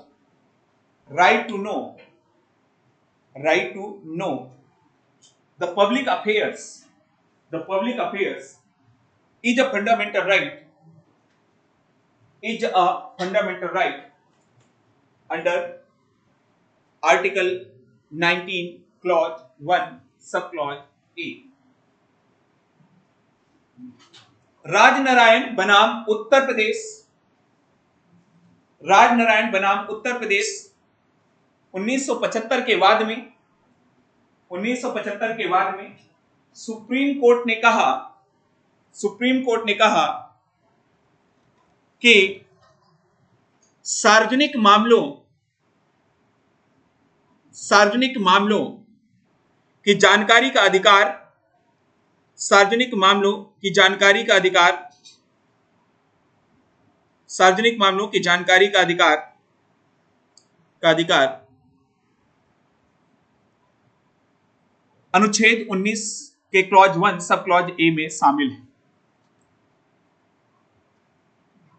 शामिल अनुच्छेद का अधिकार अनुच्छेद 19 क्लॉज 1 सब क्लॉज ए में शामिल है। नेक्स्ट लिखिएगा,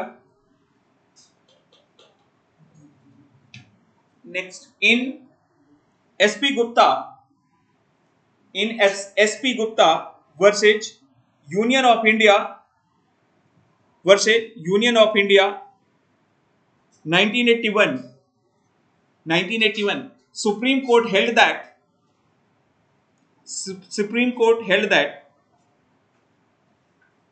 disclosure of the information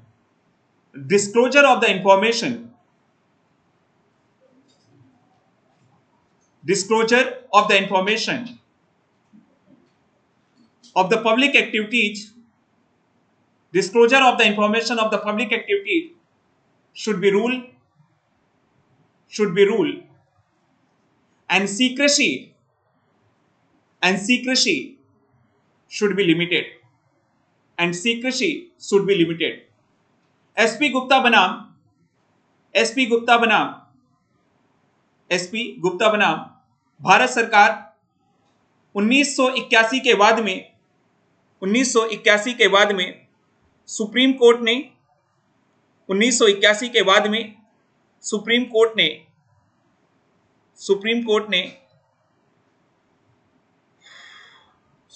ने कहा कि सार्वजनिक गतिविधियों से संबंधित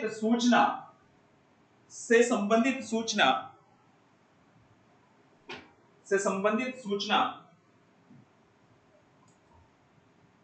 पाने का अधिकार एक व्यवस्था के रूप में होनी चाहिए, और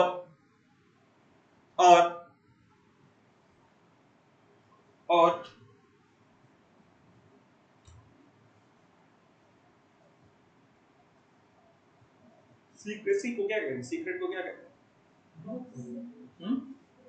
सीक्रेट को क्या कहते हैं? और कोई शब्द? रहस्य नहीं, गुप्त नहीं, हैं? नहीं, अब रहने दो बस। और शासकीय या सार्वजनिक गोपनीयता,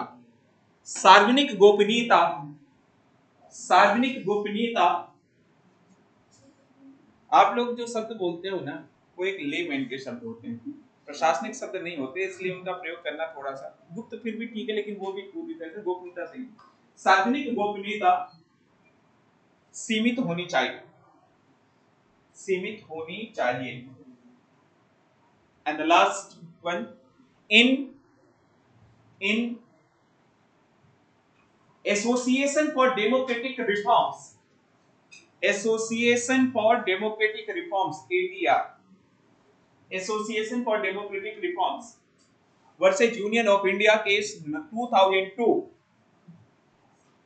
versus union of India case 2002, Supreme Court held that every person should have the right to know,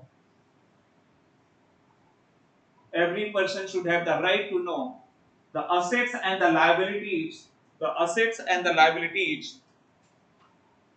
of the candidates of the candidates contesting elections, of the candidates contesting elections। देखिएगा, association for democratic reforms, Devanagari में same चीज, association संस्था का नाम है, उसको हिंदी में नहीं परिवर्तित करना। Association for democratic reforms, Devanagari में बस लिख लेंगे, association for democratic reforms, association for democratic reform बनाम भारत संघ 2002 के बाद में, बनाम भारत संघ 2002 के बाद में सुप्रीम कोर्ट ने कहा, के बाद में सुप्रीम कोर्ट ने कहा, सुप्रीम कोर्ट ने कहा कि कि कि निर्वाचन में निर्वाचन से संबंधित सभी उम्मीदवारों, निर्वाचन से संबंधित सभी उम्मीदवारों की संपत्ति और देयता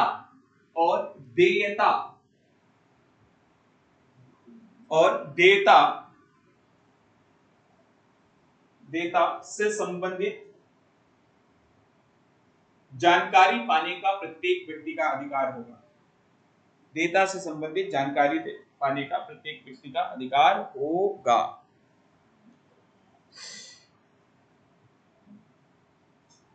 प्रत्येक व्यक्ति का अधिकार होगा। ठीक है,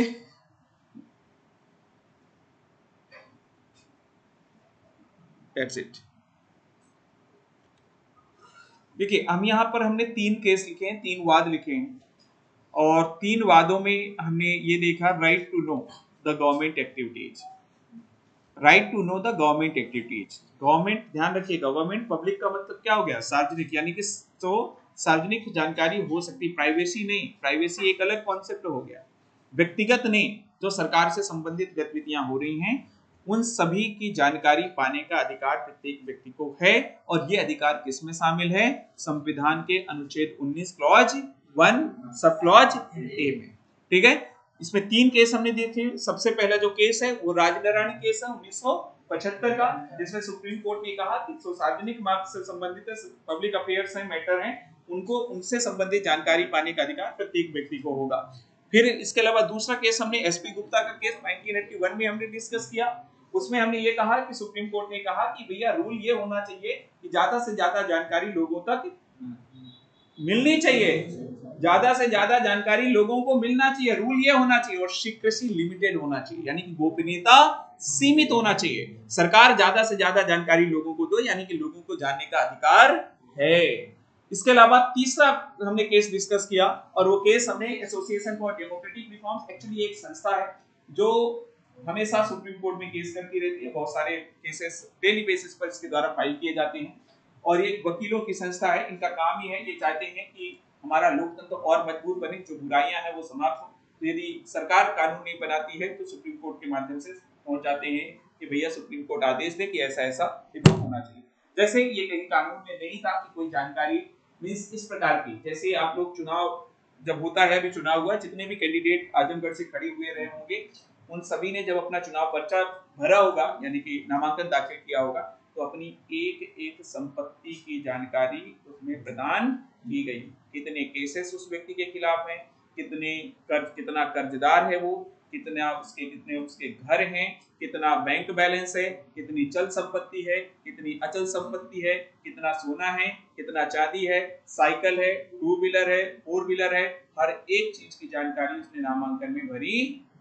ये ऐसा इसलिए किया गया है, सुप्रीम कोर्ट ने ये कहा कि भैया जो भी निर्वाचन में खड़ा हो रहा है तो हर व्यक्ति को ये जानने का अधिकार होना चाहिए कि जिसको हम वोट दे रहे हैं उसका, यानी कि कैसे निर्धारित करेंगे कि कौन सही और कौन गलत, इस बात का निर्धारण हर व्यक्ति को जानने का अधिकार है कि कौन व्यक्ति सही है और कौन व्यक्ति गलत। इसलिए अपनी हर एक जानकारी उम्मीदवार प्रदान करे, और वो भी सही जानकारी। अदरवाइज चुनाव जीतने के बाद यदि गलत जानकारी दी गई है तो उसका चुनाव रद्द किया जा सकता है।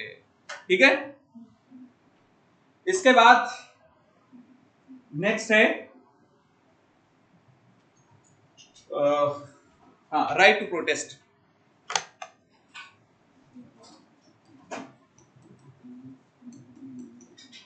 राइट टू प्रोटेस्ट, विरोध का अधिकार। राइट टू प्रोटेस्ट यानी कि विरोध का अधिकार। देखिए जो विरोध का अधिकार है ये क्या है, विरोध क्यों? विरोध लोकतंत्र का एक मूल्य है। यदि विरोध नहीं तो लोकतंत्र समाप्त। यदि विपक्ष नहीं तो लोकतंत्र का कोई मतलब नहीं। आलोचना लोकतंत्र का एक अहम हिस्सा है डेमोक्रेसी का। यदि क्रिटिसिज्म नहीं, इसलिए मैं हमेशा कहता हूं कि क्रिटिकल एस्पेक्ट पे हमेशा हर चीज को रेशनल तार्किक बनिए। तार्किक का मतलब पक्ष और विपक्ष दोनों। किसी भी देश में, जैसे हमारे देश में कई बार कह दिया जाता है सिर्फ हमेशा कि विपक्ष को खत्म कर देंगे। विपक्ष खत्म हो गया तो देश खत्म। उस दिन देश नहीं रह जाएगा जिस दिन विपक्ष खत्म हो गया। ये मान लीजिए कि हम पे चाइना बन गए, चाइना में कोई विपक्ष नहीं, वही स्थिति होगी। आपको चौराहे पे खड़े करके कोई मार देगा, कोई कुछ नहीं बोल सकता है, वही स्थिति हो जाएगी। विपक्ष का होना देश में बहुत जरूरी है। ये यदि आप ये सोच रहे हैं कि सिर्फ सरकार का होना जरूरी नहीं, विपक्ष का होना भी जरूर उतना ही जरूरी है जितना सरकार का होना जरूरी है। पक्ष और एक सिक्के के क्या भी कभी कल्पना कर सकते हैं कि सिक्का का दूसरा पहलू ना हो? इमेजिन कर सकते हैं कि सिक्का सिर्फ एक ही डायमेंशन, मतलब एक ही साइड हो, दूसरा साइड हो ही ना है? लोकतंत्र भी संभव नहीं है विपक्ष के बिना। ऐसा दुनिया में कोई देश नहीं मिलेगा जहां पर विपक्ष ना हो। और यदि नहीं है विपक्ष तो इसका मतलब वहां लोकतंत्र नहीं, पॉसिबल ही नहीं है। इसलिए विपक्ष का होना बहुत जरूरी है, ठीक है। और इसीलिए कहा जाता कि ये जो चुनाव हुआ इसमें कोई दल न जीता न कोई हारा, लोकतंत्र जीता है। लोकतंत्र जीता है क्योंकि इस अभी तक धीरे धीरे ऐसी स्थिति होती जा रही थी जैसे लग रहा था कि विपक्ष, हाँ, लेकिन अब ये जो चीज आई इसलिए कि लोकतंत्र जीता है, डेमोक्रेसी जीती है। डेमोक्रेसी में लोग विपक्ष का होना बहुत जरूरी है।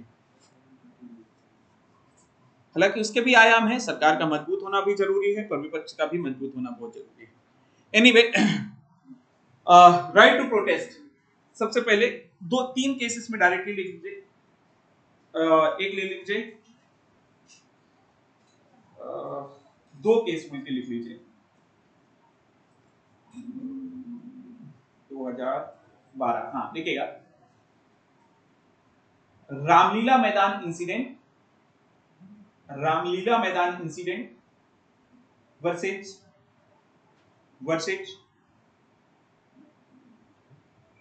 Secretary to the home ministry, secretary to the home ministry, secretary to the home ministry.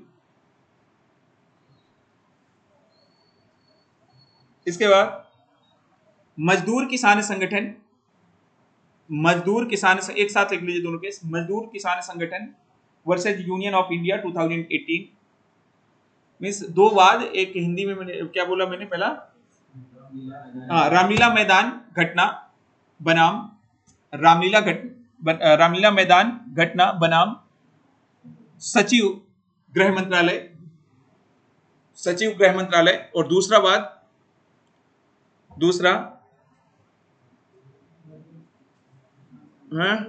मजदूर किसान संगठन बनाम भारत सरकार, वाद 2018।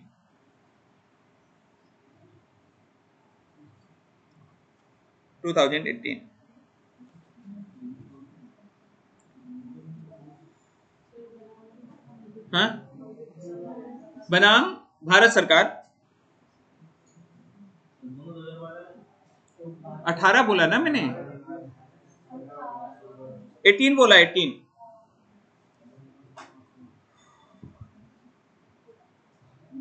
ठीक है, हाँ, इसमें लिखिएगा दोनों वादों में एक साथ कॉमन रूप से,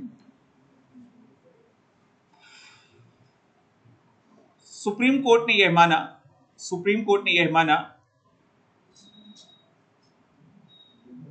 कि यह अधिकार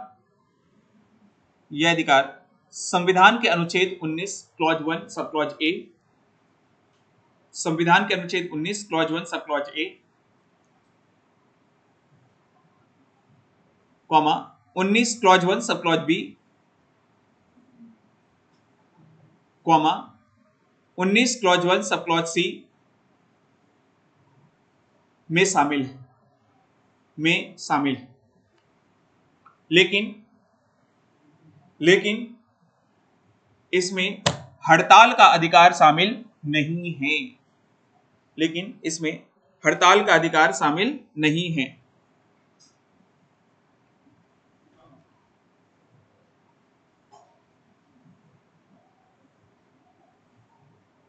हड़ताल का अधिकार शामिल नहीं।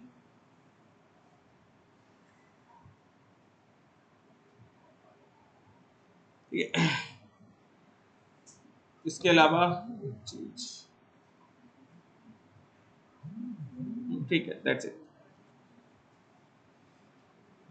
अब इसमें मैंने सामान्य रूप से आपको लिख दिया कि ये दो मैदान है, एक्चुअली दो इसमें केसेस हैं। एक बहुत फेमस केस है रामदेव बाबा वाला, जब वो साड़ी पहन के भागे थे, पेटीकोट और साड़ी पहन के भागना पड़ा था उन्हें। तो एक्चुअली वो 2012 की घटना है, और जहां मैं रह रहा था उसके पीछे ये रामलीला मैदान जो लिखा हुआ है, उसके पीछे ये लोग बैठे हुए थे उस समय। रामदेव बाबा और पूरा इनके फॉलोवर्स जो थे वो विरोध कर रहे थे। उस समय यूपीए की सरकार थी, मनमोहन सिंह प्रधानमंत्री थे, और वो विरोध कर रहे थे बहुत सारी चीजों के, काला धन वापस लाओ, काला धन वापस लाओ, 500 की नोट बंद करो, 2000 की नोट बंद करो, दुनिया भर की बातों को लेकर के वो कर रहे थे, विरोध कर रहे थे। तो दिन में तो पुलिस ने कहा ठीक है करते रहो जो भी करना है, ठीक है करते रहो। रात में क्या हुआ कि पुलिस गई और जो डंडा बरसाना शुरू की। अब बाबा बैठे थे, करें तो करें क्या। तो बाबा ने तुरंत तत्काल रूप में किसी की साड़ी और पेटीकोट पहनी कि महिला है तो महिला के ऊपर वार नहीं करेगा, और बाबा जो है पहन करके तुरंत भागे। अब मीडिया वाले तो पकड़ लिए हैं, हाँ, तो मीडिया वाले पकड़ लिए, पर हालांकि मीडिया वाले ही समझ पाए, पुलिस समझ ही नहीं पाई वास्तव में, क्योंकि पुलिस महिला के ऊपर बरसा नहीं सकती डंडा। तो बाबा ने बहुत बढ़िया चालाकी की, तुरंत एकदम साड़ी पेटीकोट पहना और कूट लिए, फिर सीधे हरिद्वार में ही दिखे थे।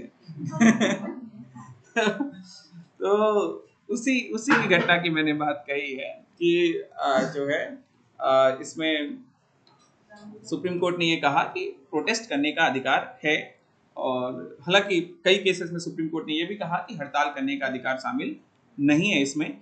और हाँ, ये जो प्रोटेस्ट करने का अधिकार है वो भी सीमित है, असीमित अधिकार नहीं है, क्योंकि देखिए एक अधिकार दूसरे अधिकार का भी वंचन नहीं कर सकता। आपको ठीक है प्रोटेस्ट करने का अधिकार है, सही बात है, लेकिन आप कहीं पे भी करोगे, रोड में बैठ जाओगे कि हम प्रोटेस्ट करने लगेंगे, तो ये भी ठीक नहीं, क्योंकि आवागमन का अधिकार भी असुरक्षित हो जाता है। और आपका जो प्रोटेस्ट करने का अधिकार है, प्रोटेस्ट करिए, विरोध करिए, प्रदर्शन करिए, लेकिन उसे किसी दूसरे के अधिकार का वंचन नहीं होना चाहिए। ये भी चीज सुप्रीम कोर्ट ने कही थी विभिन्न वादों के माध्यम से। इसके बाद एक और अधिकार लिखेगा, राइट टू साइलेंस। क्या है, नहीं लिखा, लिख लो।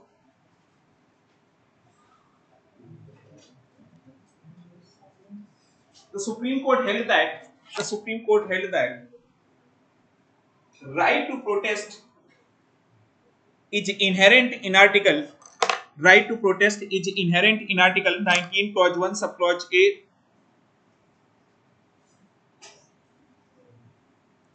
Article 19 clause 1 subclause A, 19 clause 1 subclause B, 19 clause 1 subclause C. But in various judgments it also held that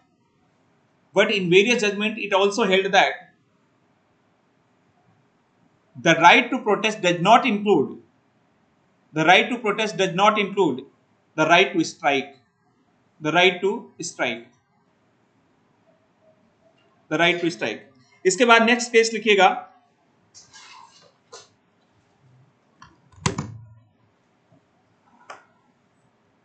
क्या लिखा है, हो गया ना, ये इंग्लिश में तो हो गया ना। नेक्स्ट, हाँ, right to silence, right to silence यानी कि चुप रहने का अधिकार, जिसका फायदा आप लोग उठाते हो, आप में से बहुत लोग। लिखेगा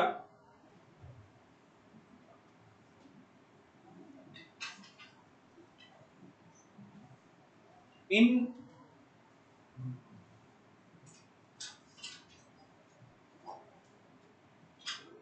Bijoy Emmanuel, in Bijoy and Emmanuel, Emmanuel, Emmanuel case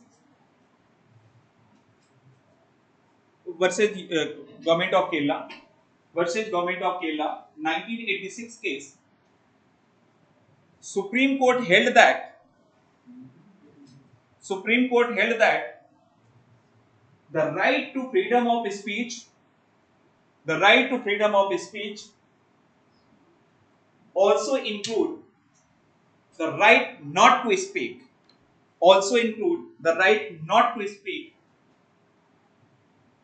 It means the right to freedom of silence is a fundamental right. Right to freedom of silence is a fundamental right under Article 19 Clause 1 Subclause A.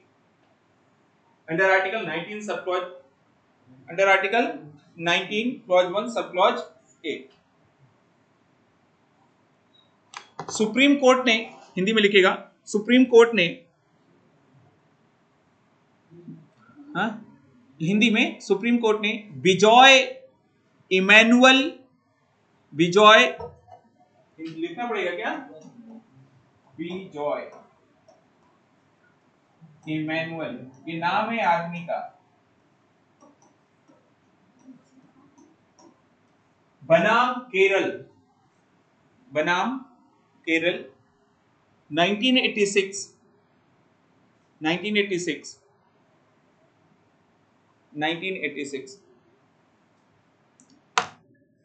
Supreme court ने इस बनाम 1986 वाद में कहा कि वाक की स्वतंत्रता के अधिकार में ना बोलने की स्वतंत्रता भी शामिल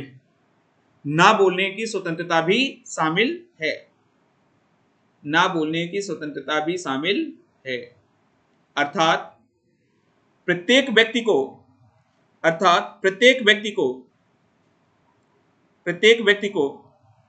चुप रहने का अधिकार भी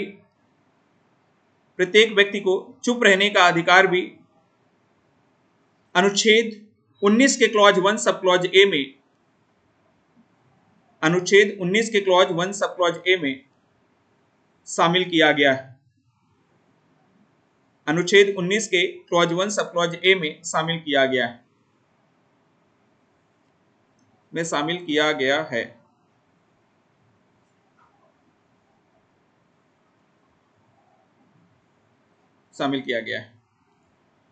ठीक है, अब इसके बाद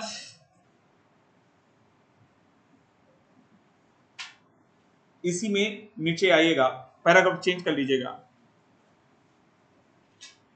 हाल ही में सुप्रीम कोर्ट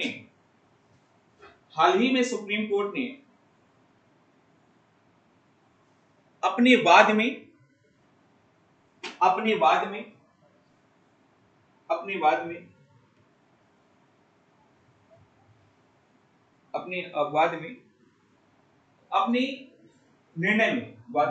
निर्णय में सुप्रीम कोर्ट ने अपने निर्णय में एक अभियुक्त के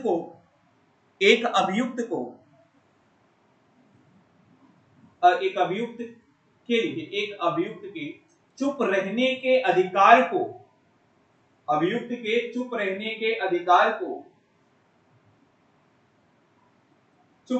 अधिकार को अनुच्छेद 20 के क्लॉज 3, अनुच्छेद 20 क्लॉज 3 में शामिल किया है, क्लॉज 3 में शामिल किया है। और सुप्रीम कोर्ट ने कहा है कि यदि कोई अभियुक्त जांच के समय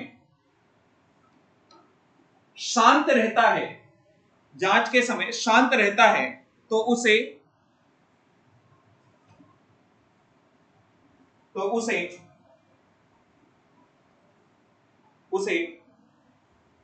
बोलने के लिए बाध्य नहीं किया जा सकता, क्योंकि यह आत्म अभिशंसन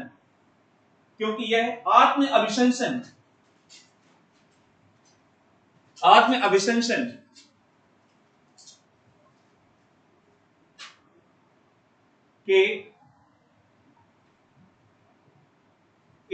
विरुद्ध संरक्षण प्राप्त है। आत्म अभिशंसन के विरुद्ध क्या प्राप्त है? संरक्षण प्राप्त है। Change the paragraph. Recently, the Supreme Court in a judgment said that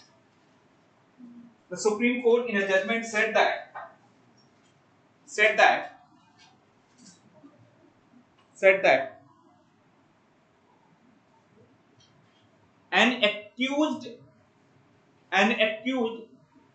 also have the right to silence under Article 20 clause 3.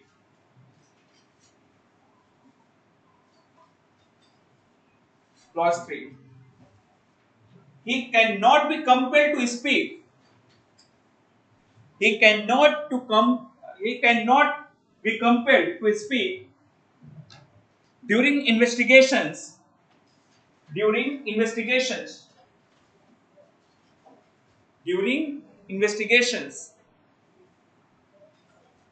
because he had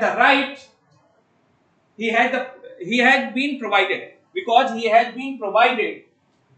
the protection against self-incrimination. Protection against self-incrimination.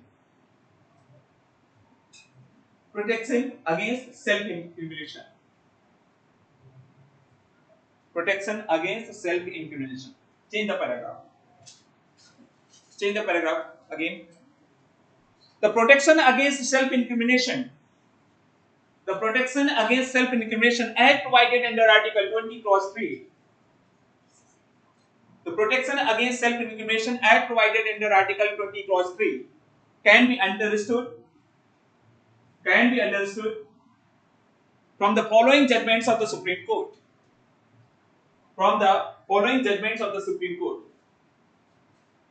आत्म अभिशंसन के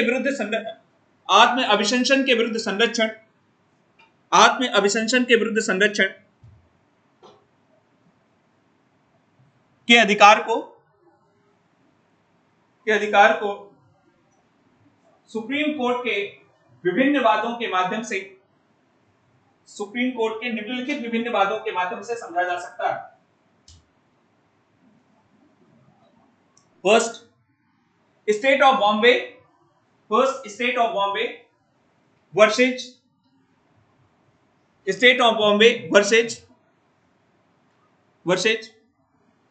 काठी कला अघाड़ी, काठी KATHI, काठी कला KALA AGHADI Aghadi,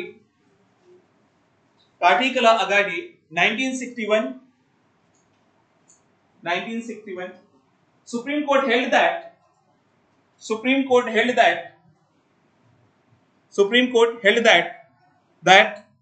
photographs, thumb impression,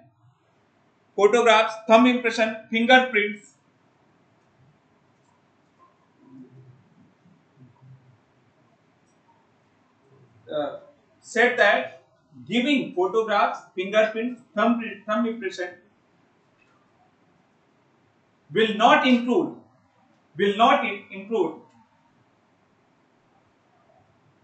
the protection under Article 20 Clause 3.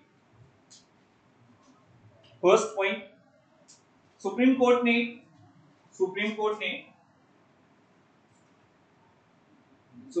ने Bombay state बनाम काठी कला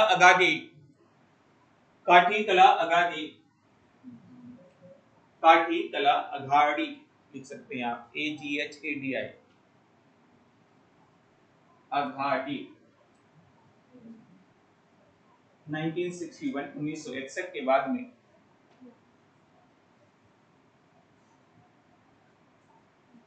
बाद में सुप्रीम कोर्ट ने कहा कि फोटोग्राफ देना, फिंगरप्रिंट देना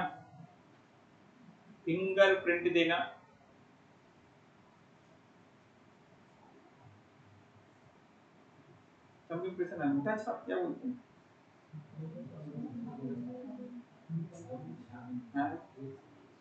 क्या बोलते हैं अंगूठा लगा के क्या बोलते हैं, अंगूठा छाप नहीं बोलो, अंगूठा चिन्ह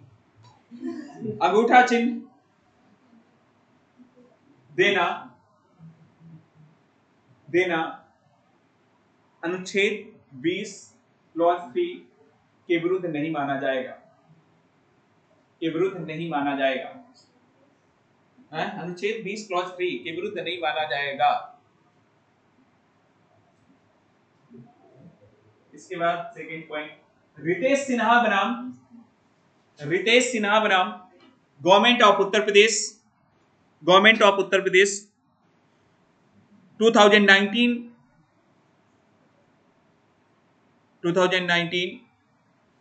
Supreme Court held that the क्या लिखेंगे इसको, that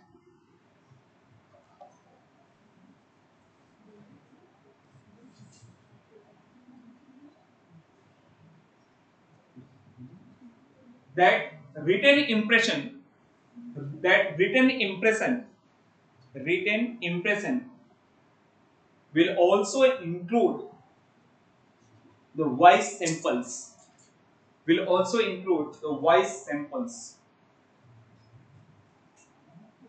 रितेश सिन्हा बनाम उत्तर प्रदेश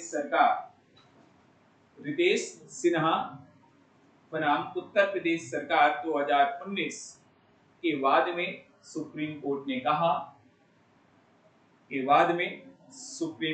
कहा कि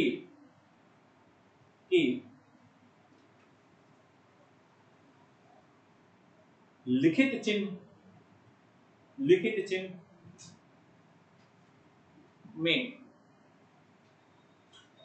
चिन्ह में वॉइस सैंपल क्या बोलेंगे, एक तो सुप्रीम कोर्ट से कहेंगे कि भाई हिंदी में भी जजमेंट दे दिया करो, है?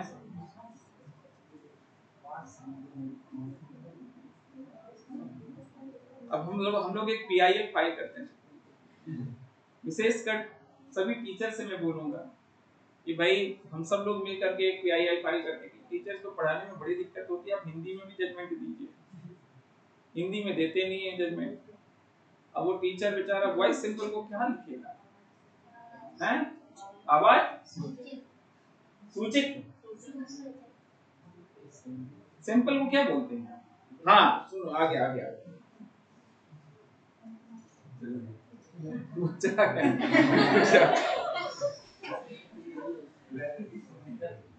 सैंपल सर्वे ऑर्गेनाइजेशन प्रतिदर्श नमूना, हाँ आगे ठीक है।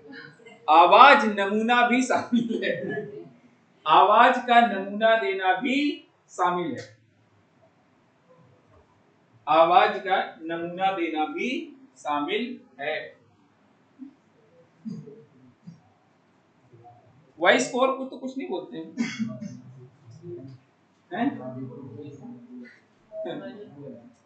ध्वनि तो नॉइस हो गया ना, ध्वनि प्रदूषण नॉइस पोल्यूशन होता है ना। चलो ठीक है, सही लिखा है, कोई दिक्कत नहीं। भाव तो समझ रहे हैं ना आप? ठीक है, भाव समझना इंपॉर्टेंट है, बॉडी को मारिए गोली। हाँ, एक और केस लिख लीजिए, फिर मैं इसको कंक्लूड करवा देता हूं। सेल्वी बनाम कर्नाटका गवर्नमेंट, सेल्वी SELVI, सेल्वी बनाम नाम है, सेल्वी बनाम जैसे आपका पिंटू सिंटू नाम होता है ना, वैसे ही सेल्वी बनाम Karnataka 2010 case. Supreme court held that Supreme Court held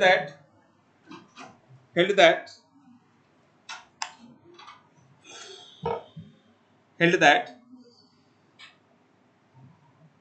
the narco analysis against the consent of the accused, narco analysis against the consent of the accused will be against the right given under article 20 clause 1, given in article 20 clause 1, sorry, हाँ, clause 3, given in article 20 clause 3। Selvi बनाम भारत संघ 2010 के बाद में से, हाँ? अच्छा, कर्नाटक, सेल्वी बनाम कर्नाटक 2010 के बाद में सुप्रीम कोर्ट ने कहा कि अभियुक्त की सहमति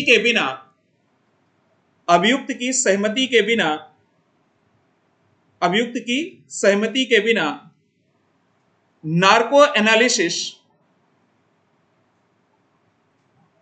अभियुक्त की सहमति के बिना नार्को एनालिसिस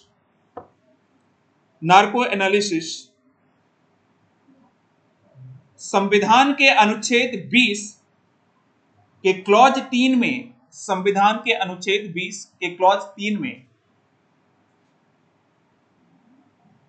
प्राप्त संरक्षण के विरुद्ध होगा, प्राप्त संरक्षण के विरुद्ध होगा।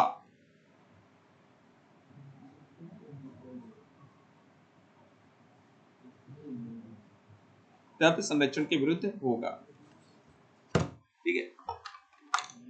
इसके बाद मैं एक साथ एक्सप्लेन कर दूंगा। एक और अधिकार लिख लीजिए, जैसे लिखा है ना राइट टू साइलेंस, फिर इसके बाद एक और लिख लीजिए, right against phone tapping, right against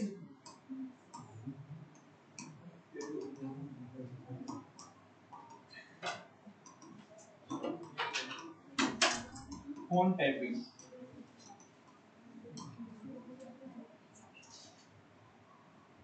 phone tapping के विरुद्ध अधिकार, फोन टैपिंग के विरुद्ध अधिकार।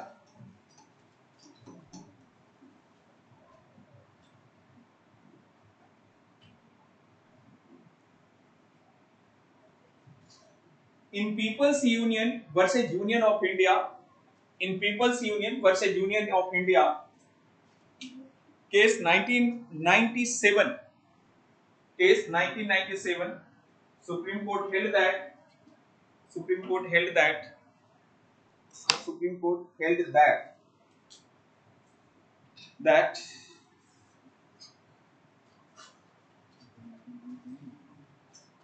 phone tapping will be against the fundamental right,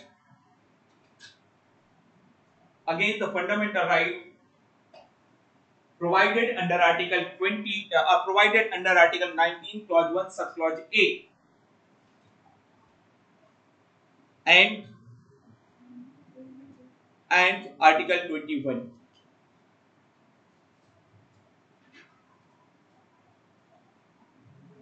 supreme court ने PUCL बनाम भारत संघ, PUCL बनाम भारत संघ वाद 1997 में कहा कि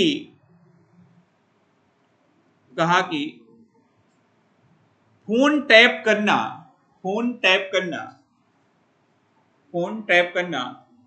संविधान के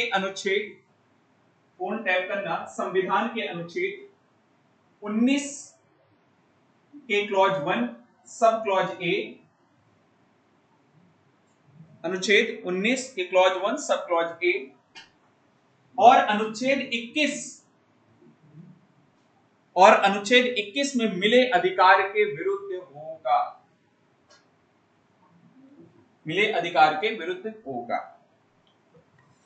That's it। देखिए, पहला हमने यहां पर ये डिस्कस किया था राइट टू साइलेंस, यानी कि चुप रहने का अधिकार। अभी चुप रहने का अधिकार मैंने ऑलरेडी आपको एक्सप्लेन कर दिया था कि राइट टू स्पीच में ऑलरेडी इंक्लूडेड है, इनहेरेंट है, लेकिन इसकी व्याख्या जरूरी थी सुप्रीम कोर्ट के द्वारा, जो कि व्याख्या सुप्रीम कोर्ट ने आपके ये विजय इमैनुअल के केस में ऑलरेडी सुप्रीम कोर्ट ने कहा कि भैया इसमें राइट टू स्पीच में, यानी कि वाक की स्वतंत्रता में अपने आप में ही ना बोलना भी शामिल है, यानी कि चुप रहने का अधिकार भी शामिल है। ठीक है, आर्टिकल 19 के क्लॉज 1 सब क्लॉज ए में, ठीक है, चुप रहने का अधिकार। लेकिन सुप्रीम कोर्ट ने अभी हाल ही के एक जजमेंट में कहा कि जो एक अभियुक्त है, अभियुक्त का मतलब जानते हैं, मींस जिसको पुलिस कह रही है कि भैया इसने अपराध किया, अपराधी तब तक नहीं माना जाएगा जब तक कि वो साबित नहीं हो जाता, तो तब तक उसको क्या कहा जाएगा, एक्यूज्ड, यानी कि अभियुक्त है कि भैया पुलिस कह रही है कि ये अपराधी है, लेकिन अपराधी तब तक नहीं कहा जाएगा, उसको एक्यूज्ड कहा जाएगा जिसके ऊपर आरोप लगाया गया है, जिसके ऊपर आरोप लगाया गया। तो सुप्रीम कोर्ट ने अभी हाल ही के जजमेंट में सुप्रीम कोर्ट ने कहा कि जिसके ऊपर आरोप लगाया गया, यानी कि अभियुक्त को भी चुप रहने का अधिकार है, और अभियुक्त को जो चुप रहने का अधिकार है वो संविधान के अनुच्छेद 20 के क्लॉज 3 में, अनुच्छेद 20 का क्लॉज 3 क्या कहता है कि किसी भी व्यक्ति को अपने ही विरुद्ध गवाही देने का विरुद्ध गवाही देने से संरक्षण प्राप्त है, यानी कि उसको बाध्य नहीं किया जा सकता कि भाई अपने को कहो कि हाँ मैं अपराधी हूं या मैंने गलत किया है, तो उसको अपना बचाव करने का अधिकार है। तो सुप्रीम कोर्ट ने यह कहा कि यदि कोई भी व्यक्ति जांच केस करते समय आप उससे सवाल कर रहे हैं और वो जवाब नहीं दे रहा, तो आप उसके लिए बाध्य नहीं कर सकते, आप उसको बाध्य नहीं कर सकते कि आपको जवाब देना ही पड़ेगा। यदि चुप है, वो आपके सामने आ रहा है, आपकी जांच में सहयोग कर रहा, आकर के बैठा हुआ है, जांच में आ रहा, आप बुला रहे हैं, जांच में आ रहा है, बैठा हुआ है आपके सामने, और यदि वो शांत है तो उस शांति का मतलब है कि वो जवाब नहीं देना, यानी कि अपने आप को बचाव कर रहा है वो, और अपने आप को बचाव पूर्ण अधिकार है संविधान के अनुच्छेद 20 के क्लॉज 3 में। ठीक है, तो ये सुप्रीम कोर्ट ने कहा। फिर इसके बाद 3 जजमेंट मैंने लिए हैं जिस अनुच्छेद 20 की व्याख्या और भी सुप्रीम कोर्ट ने की है।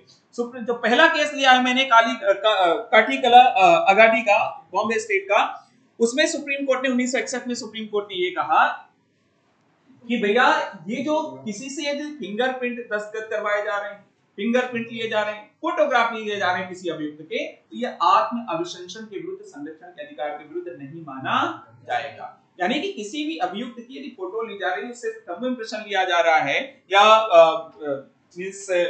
फिंगरप्रिंट लिए जा रहे हैं, तो ये आत्म अभिशंसन के विरुद्ध नहीं माना जाएगा। दूसरा मैंने केस लिखाया हाँ कि जैसे आजकल क्या है ना, आजकल लोग जबरदस्ती टेप कर लेते हैं, रिकॉर्डिंग जैसे। अब कई बार व्यक्ति केस कर देता है कि भैया ये तो मेरी मानहानि है, इसने मेरे बारे में गलत कहा। अब होता बड़ी दिक्कत ये हो रही है कि आजकल कहीं की आवाज को कहीं भी जोड़ दिया जाता है, वो बेचारा बोला किसी और के लिए था और वो लगा दिया जाता कि और के लिए बोला है, और फिर कई बार वो कहता कि ये तो मेरी आवाज ही नहीं है, दूसरे की, कई लोग बंद करके बोल देते हैं उसकी आवाज को। तो कोर्ट ये कह सकता है कि भैया इनकी वॉइस सिंपल लो और जो उसमें है वॉइस सिंपल, उन दोनों को मैच करो। यदि दोनों वॉइस सिंपल मैच होती तो ठीक है, आरोपी है, और यदि वॉइस सिंपल मैच नहीं होती तो आरोपी। तो यही कहा गया कि भैया इसमें वॉइस सिंपल लिया जा सकता है। ठीक है, इसके अलावा तीसरी चीज हमने यहां पर लिखी जो अपने आप में बहुत ही बृहद व्याख्या है। सुप्रीम कोर्ट ने कहा कि आत्म अभिशंसन के विरुद्ध मनाही है, यानी कि आत्म अभिशंसन से अपने ही विरुद्ध गवाह देने के लिए प्रोटेक्शन प्रोवाइड किया गया। और इसलिए यदि कोई व्यक्ति कहता है कि मुझे अपना बचाव करने का अधिकार है, मैं नार्को एनालिसिस यानी कि मैं नार्को टेस्ट नहीं करवाना चाहता हूं, तो उसको भी अधिकार माना जाएगा। उसकी परमिशन के बिना नार्को टेस्ट नहीं हो सकता है। अब आप लोग पूछेंगे नार्को टेस्ट होता क्या है? यही ना, अब एक दिन मशीन लाया जाएगा और पकड़ा जाएगा आपका झूठ। उसमें क्या है, सिंपल सा ये है कि आपकी ब्रेन मैपिंग होती है, ब्रेन की एक्टिविटी। ब्रेन की एक्टिविटी का मतलब ये होता है जैसे आपसे कोई सवाल किया गया, अब सवाल जब किया गया और आपने वो कुछ गलती करके रखी है और आपने तुरंत मुंह से तो बोला नहीं, लेकिन आपके दिमाग में तो ये चलेगा, अरे भैया गया तो था, तो तुरंत आप मुंह से कुछ भी बोलिए, दिमाग को पढ़ लेगा वो। मतलब आपके जो ब्रेन की एक्टिविटी है, ब्रेन की एक्टिविटी को पढ़ लेगा, बता देगा कि झूठ बोल रहे हैं। तो वही कहा गया कि नार्को एनालिसिस किसके, एक्यूज्ड की कंसेंट के बिना, यदि एक्यूज सहमत है तो आप उसे ले सकते हैं, लेकिन यदि वो सहमत नहीं है तो नार्को एनालिसिस से आप जांच नहीं कर सकते। ठीक है, ये आपका। और एक राइट हमने और पढ़ा, राइट अगेंस्ट फोन टेपिंग। जो आप लोग रात में बात करते हैं ना, ये पूरा टेप होता है, पूरा रिकॉर्ड होता है, समझ रहे हो? मम्मी पापा को दे दिया गया जिस दिन, उस दिन पूरा खेल हो जाएगा। तो हालांकि हमारा संविधान आपको फंडामेंटल राइट देता है, मौलिक अधिकार देता है कि आपकी बात को रिकॉर्ड ना किया जाए। क्यों? क्योंकि इसमें दो चीजें, पहली तो ये आपकी, आप किसी से बात कर रहे हैं तो आप अपने आप को अभिव्यक्त कर रहे हैं, आप अपने आप को अभिव्यक्त कर रहे हैं, वो हमारा फंडामेंटल राइट है। दूसरा, अभी 21 आएंगे, उसमें हमें राइट टू प्राइवेसी का अधिकार प्राप्त है, स्वतंत्रता का अधिकार है कुछ उसमें, राइट टू प्राइवेसी, यानी कि हम अपनी बातों को प्राइवेट रख सकते हैं। तो इसमें कहा गया कि यदि आप फोन टेप कर रही है सरकार, या कोई भी फोन टेप कर रहा है, इसका मतलब ये कि हमारे अधिकारों का वो उल्लंघन कर रहा है, इसलिए हमें फोन टेपिंग के विरुद्ध अधिकार प्राप्त है। ठीक है, ये फंडामेंटल राइट, और ये fundamental right under article 19 clause 1 ए और एज वेल एज आर्टिकल 21 दोनों का उल्लंघन माना जाएगा यदि कोई रिकॉर्ड करता है। ठीक है, दैट्स इट। ये आपका आर्टिकल 19 कंप्लीट। अब आएंगे आर्टिकल 20 में, तो उसके लिए थोड़ा सा आप लोग ब्रेक ले लीजिए, आज बहुत टाइम हो गया, पर 21 को आज अभी कंप्लीट करना है। ठीक है, 21 को कंप्लीट करना है, और 21 के साथ साथ कल हमें 32 तक जाना है, और सैटरडे को पूरा पार्ट 3 आपका कंप्लीट करना है। ठीक है।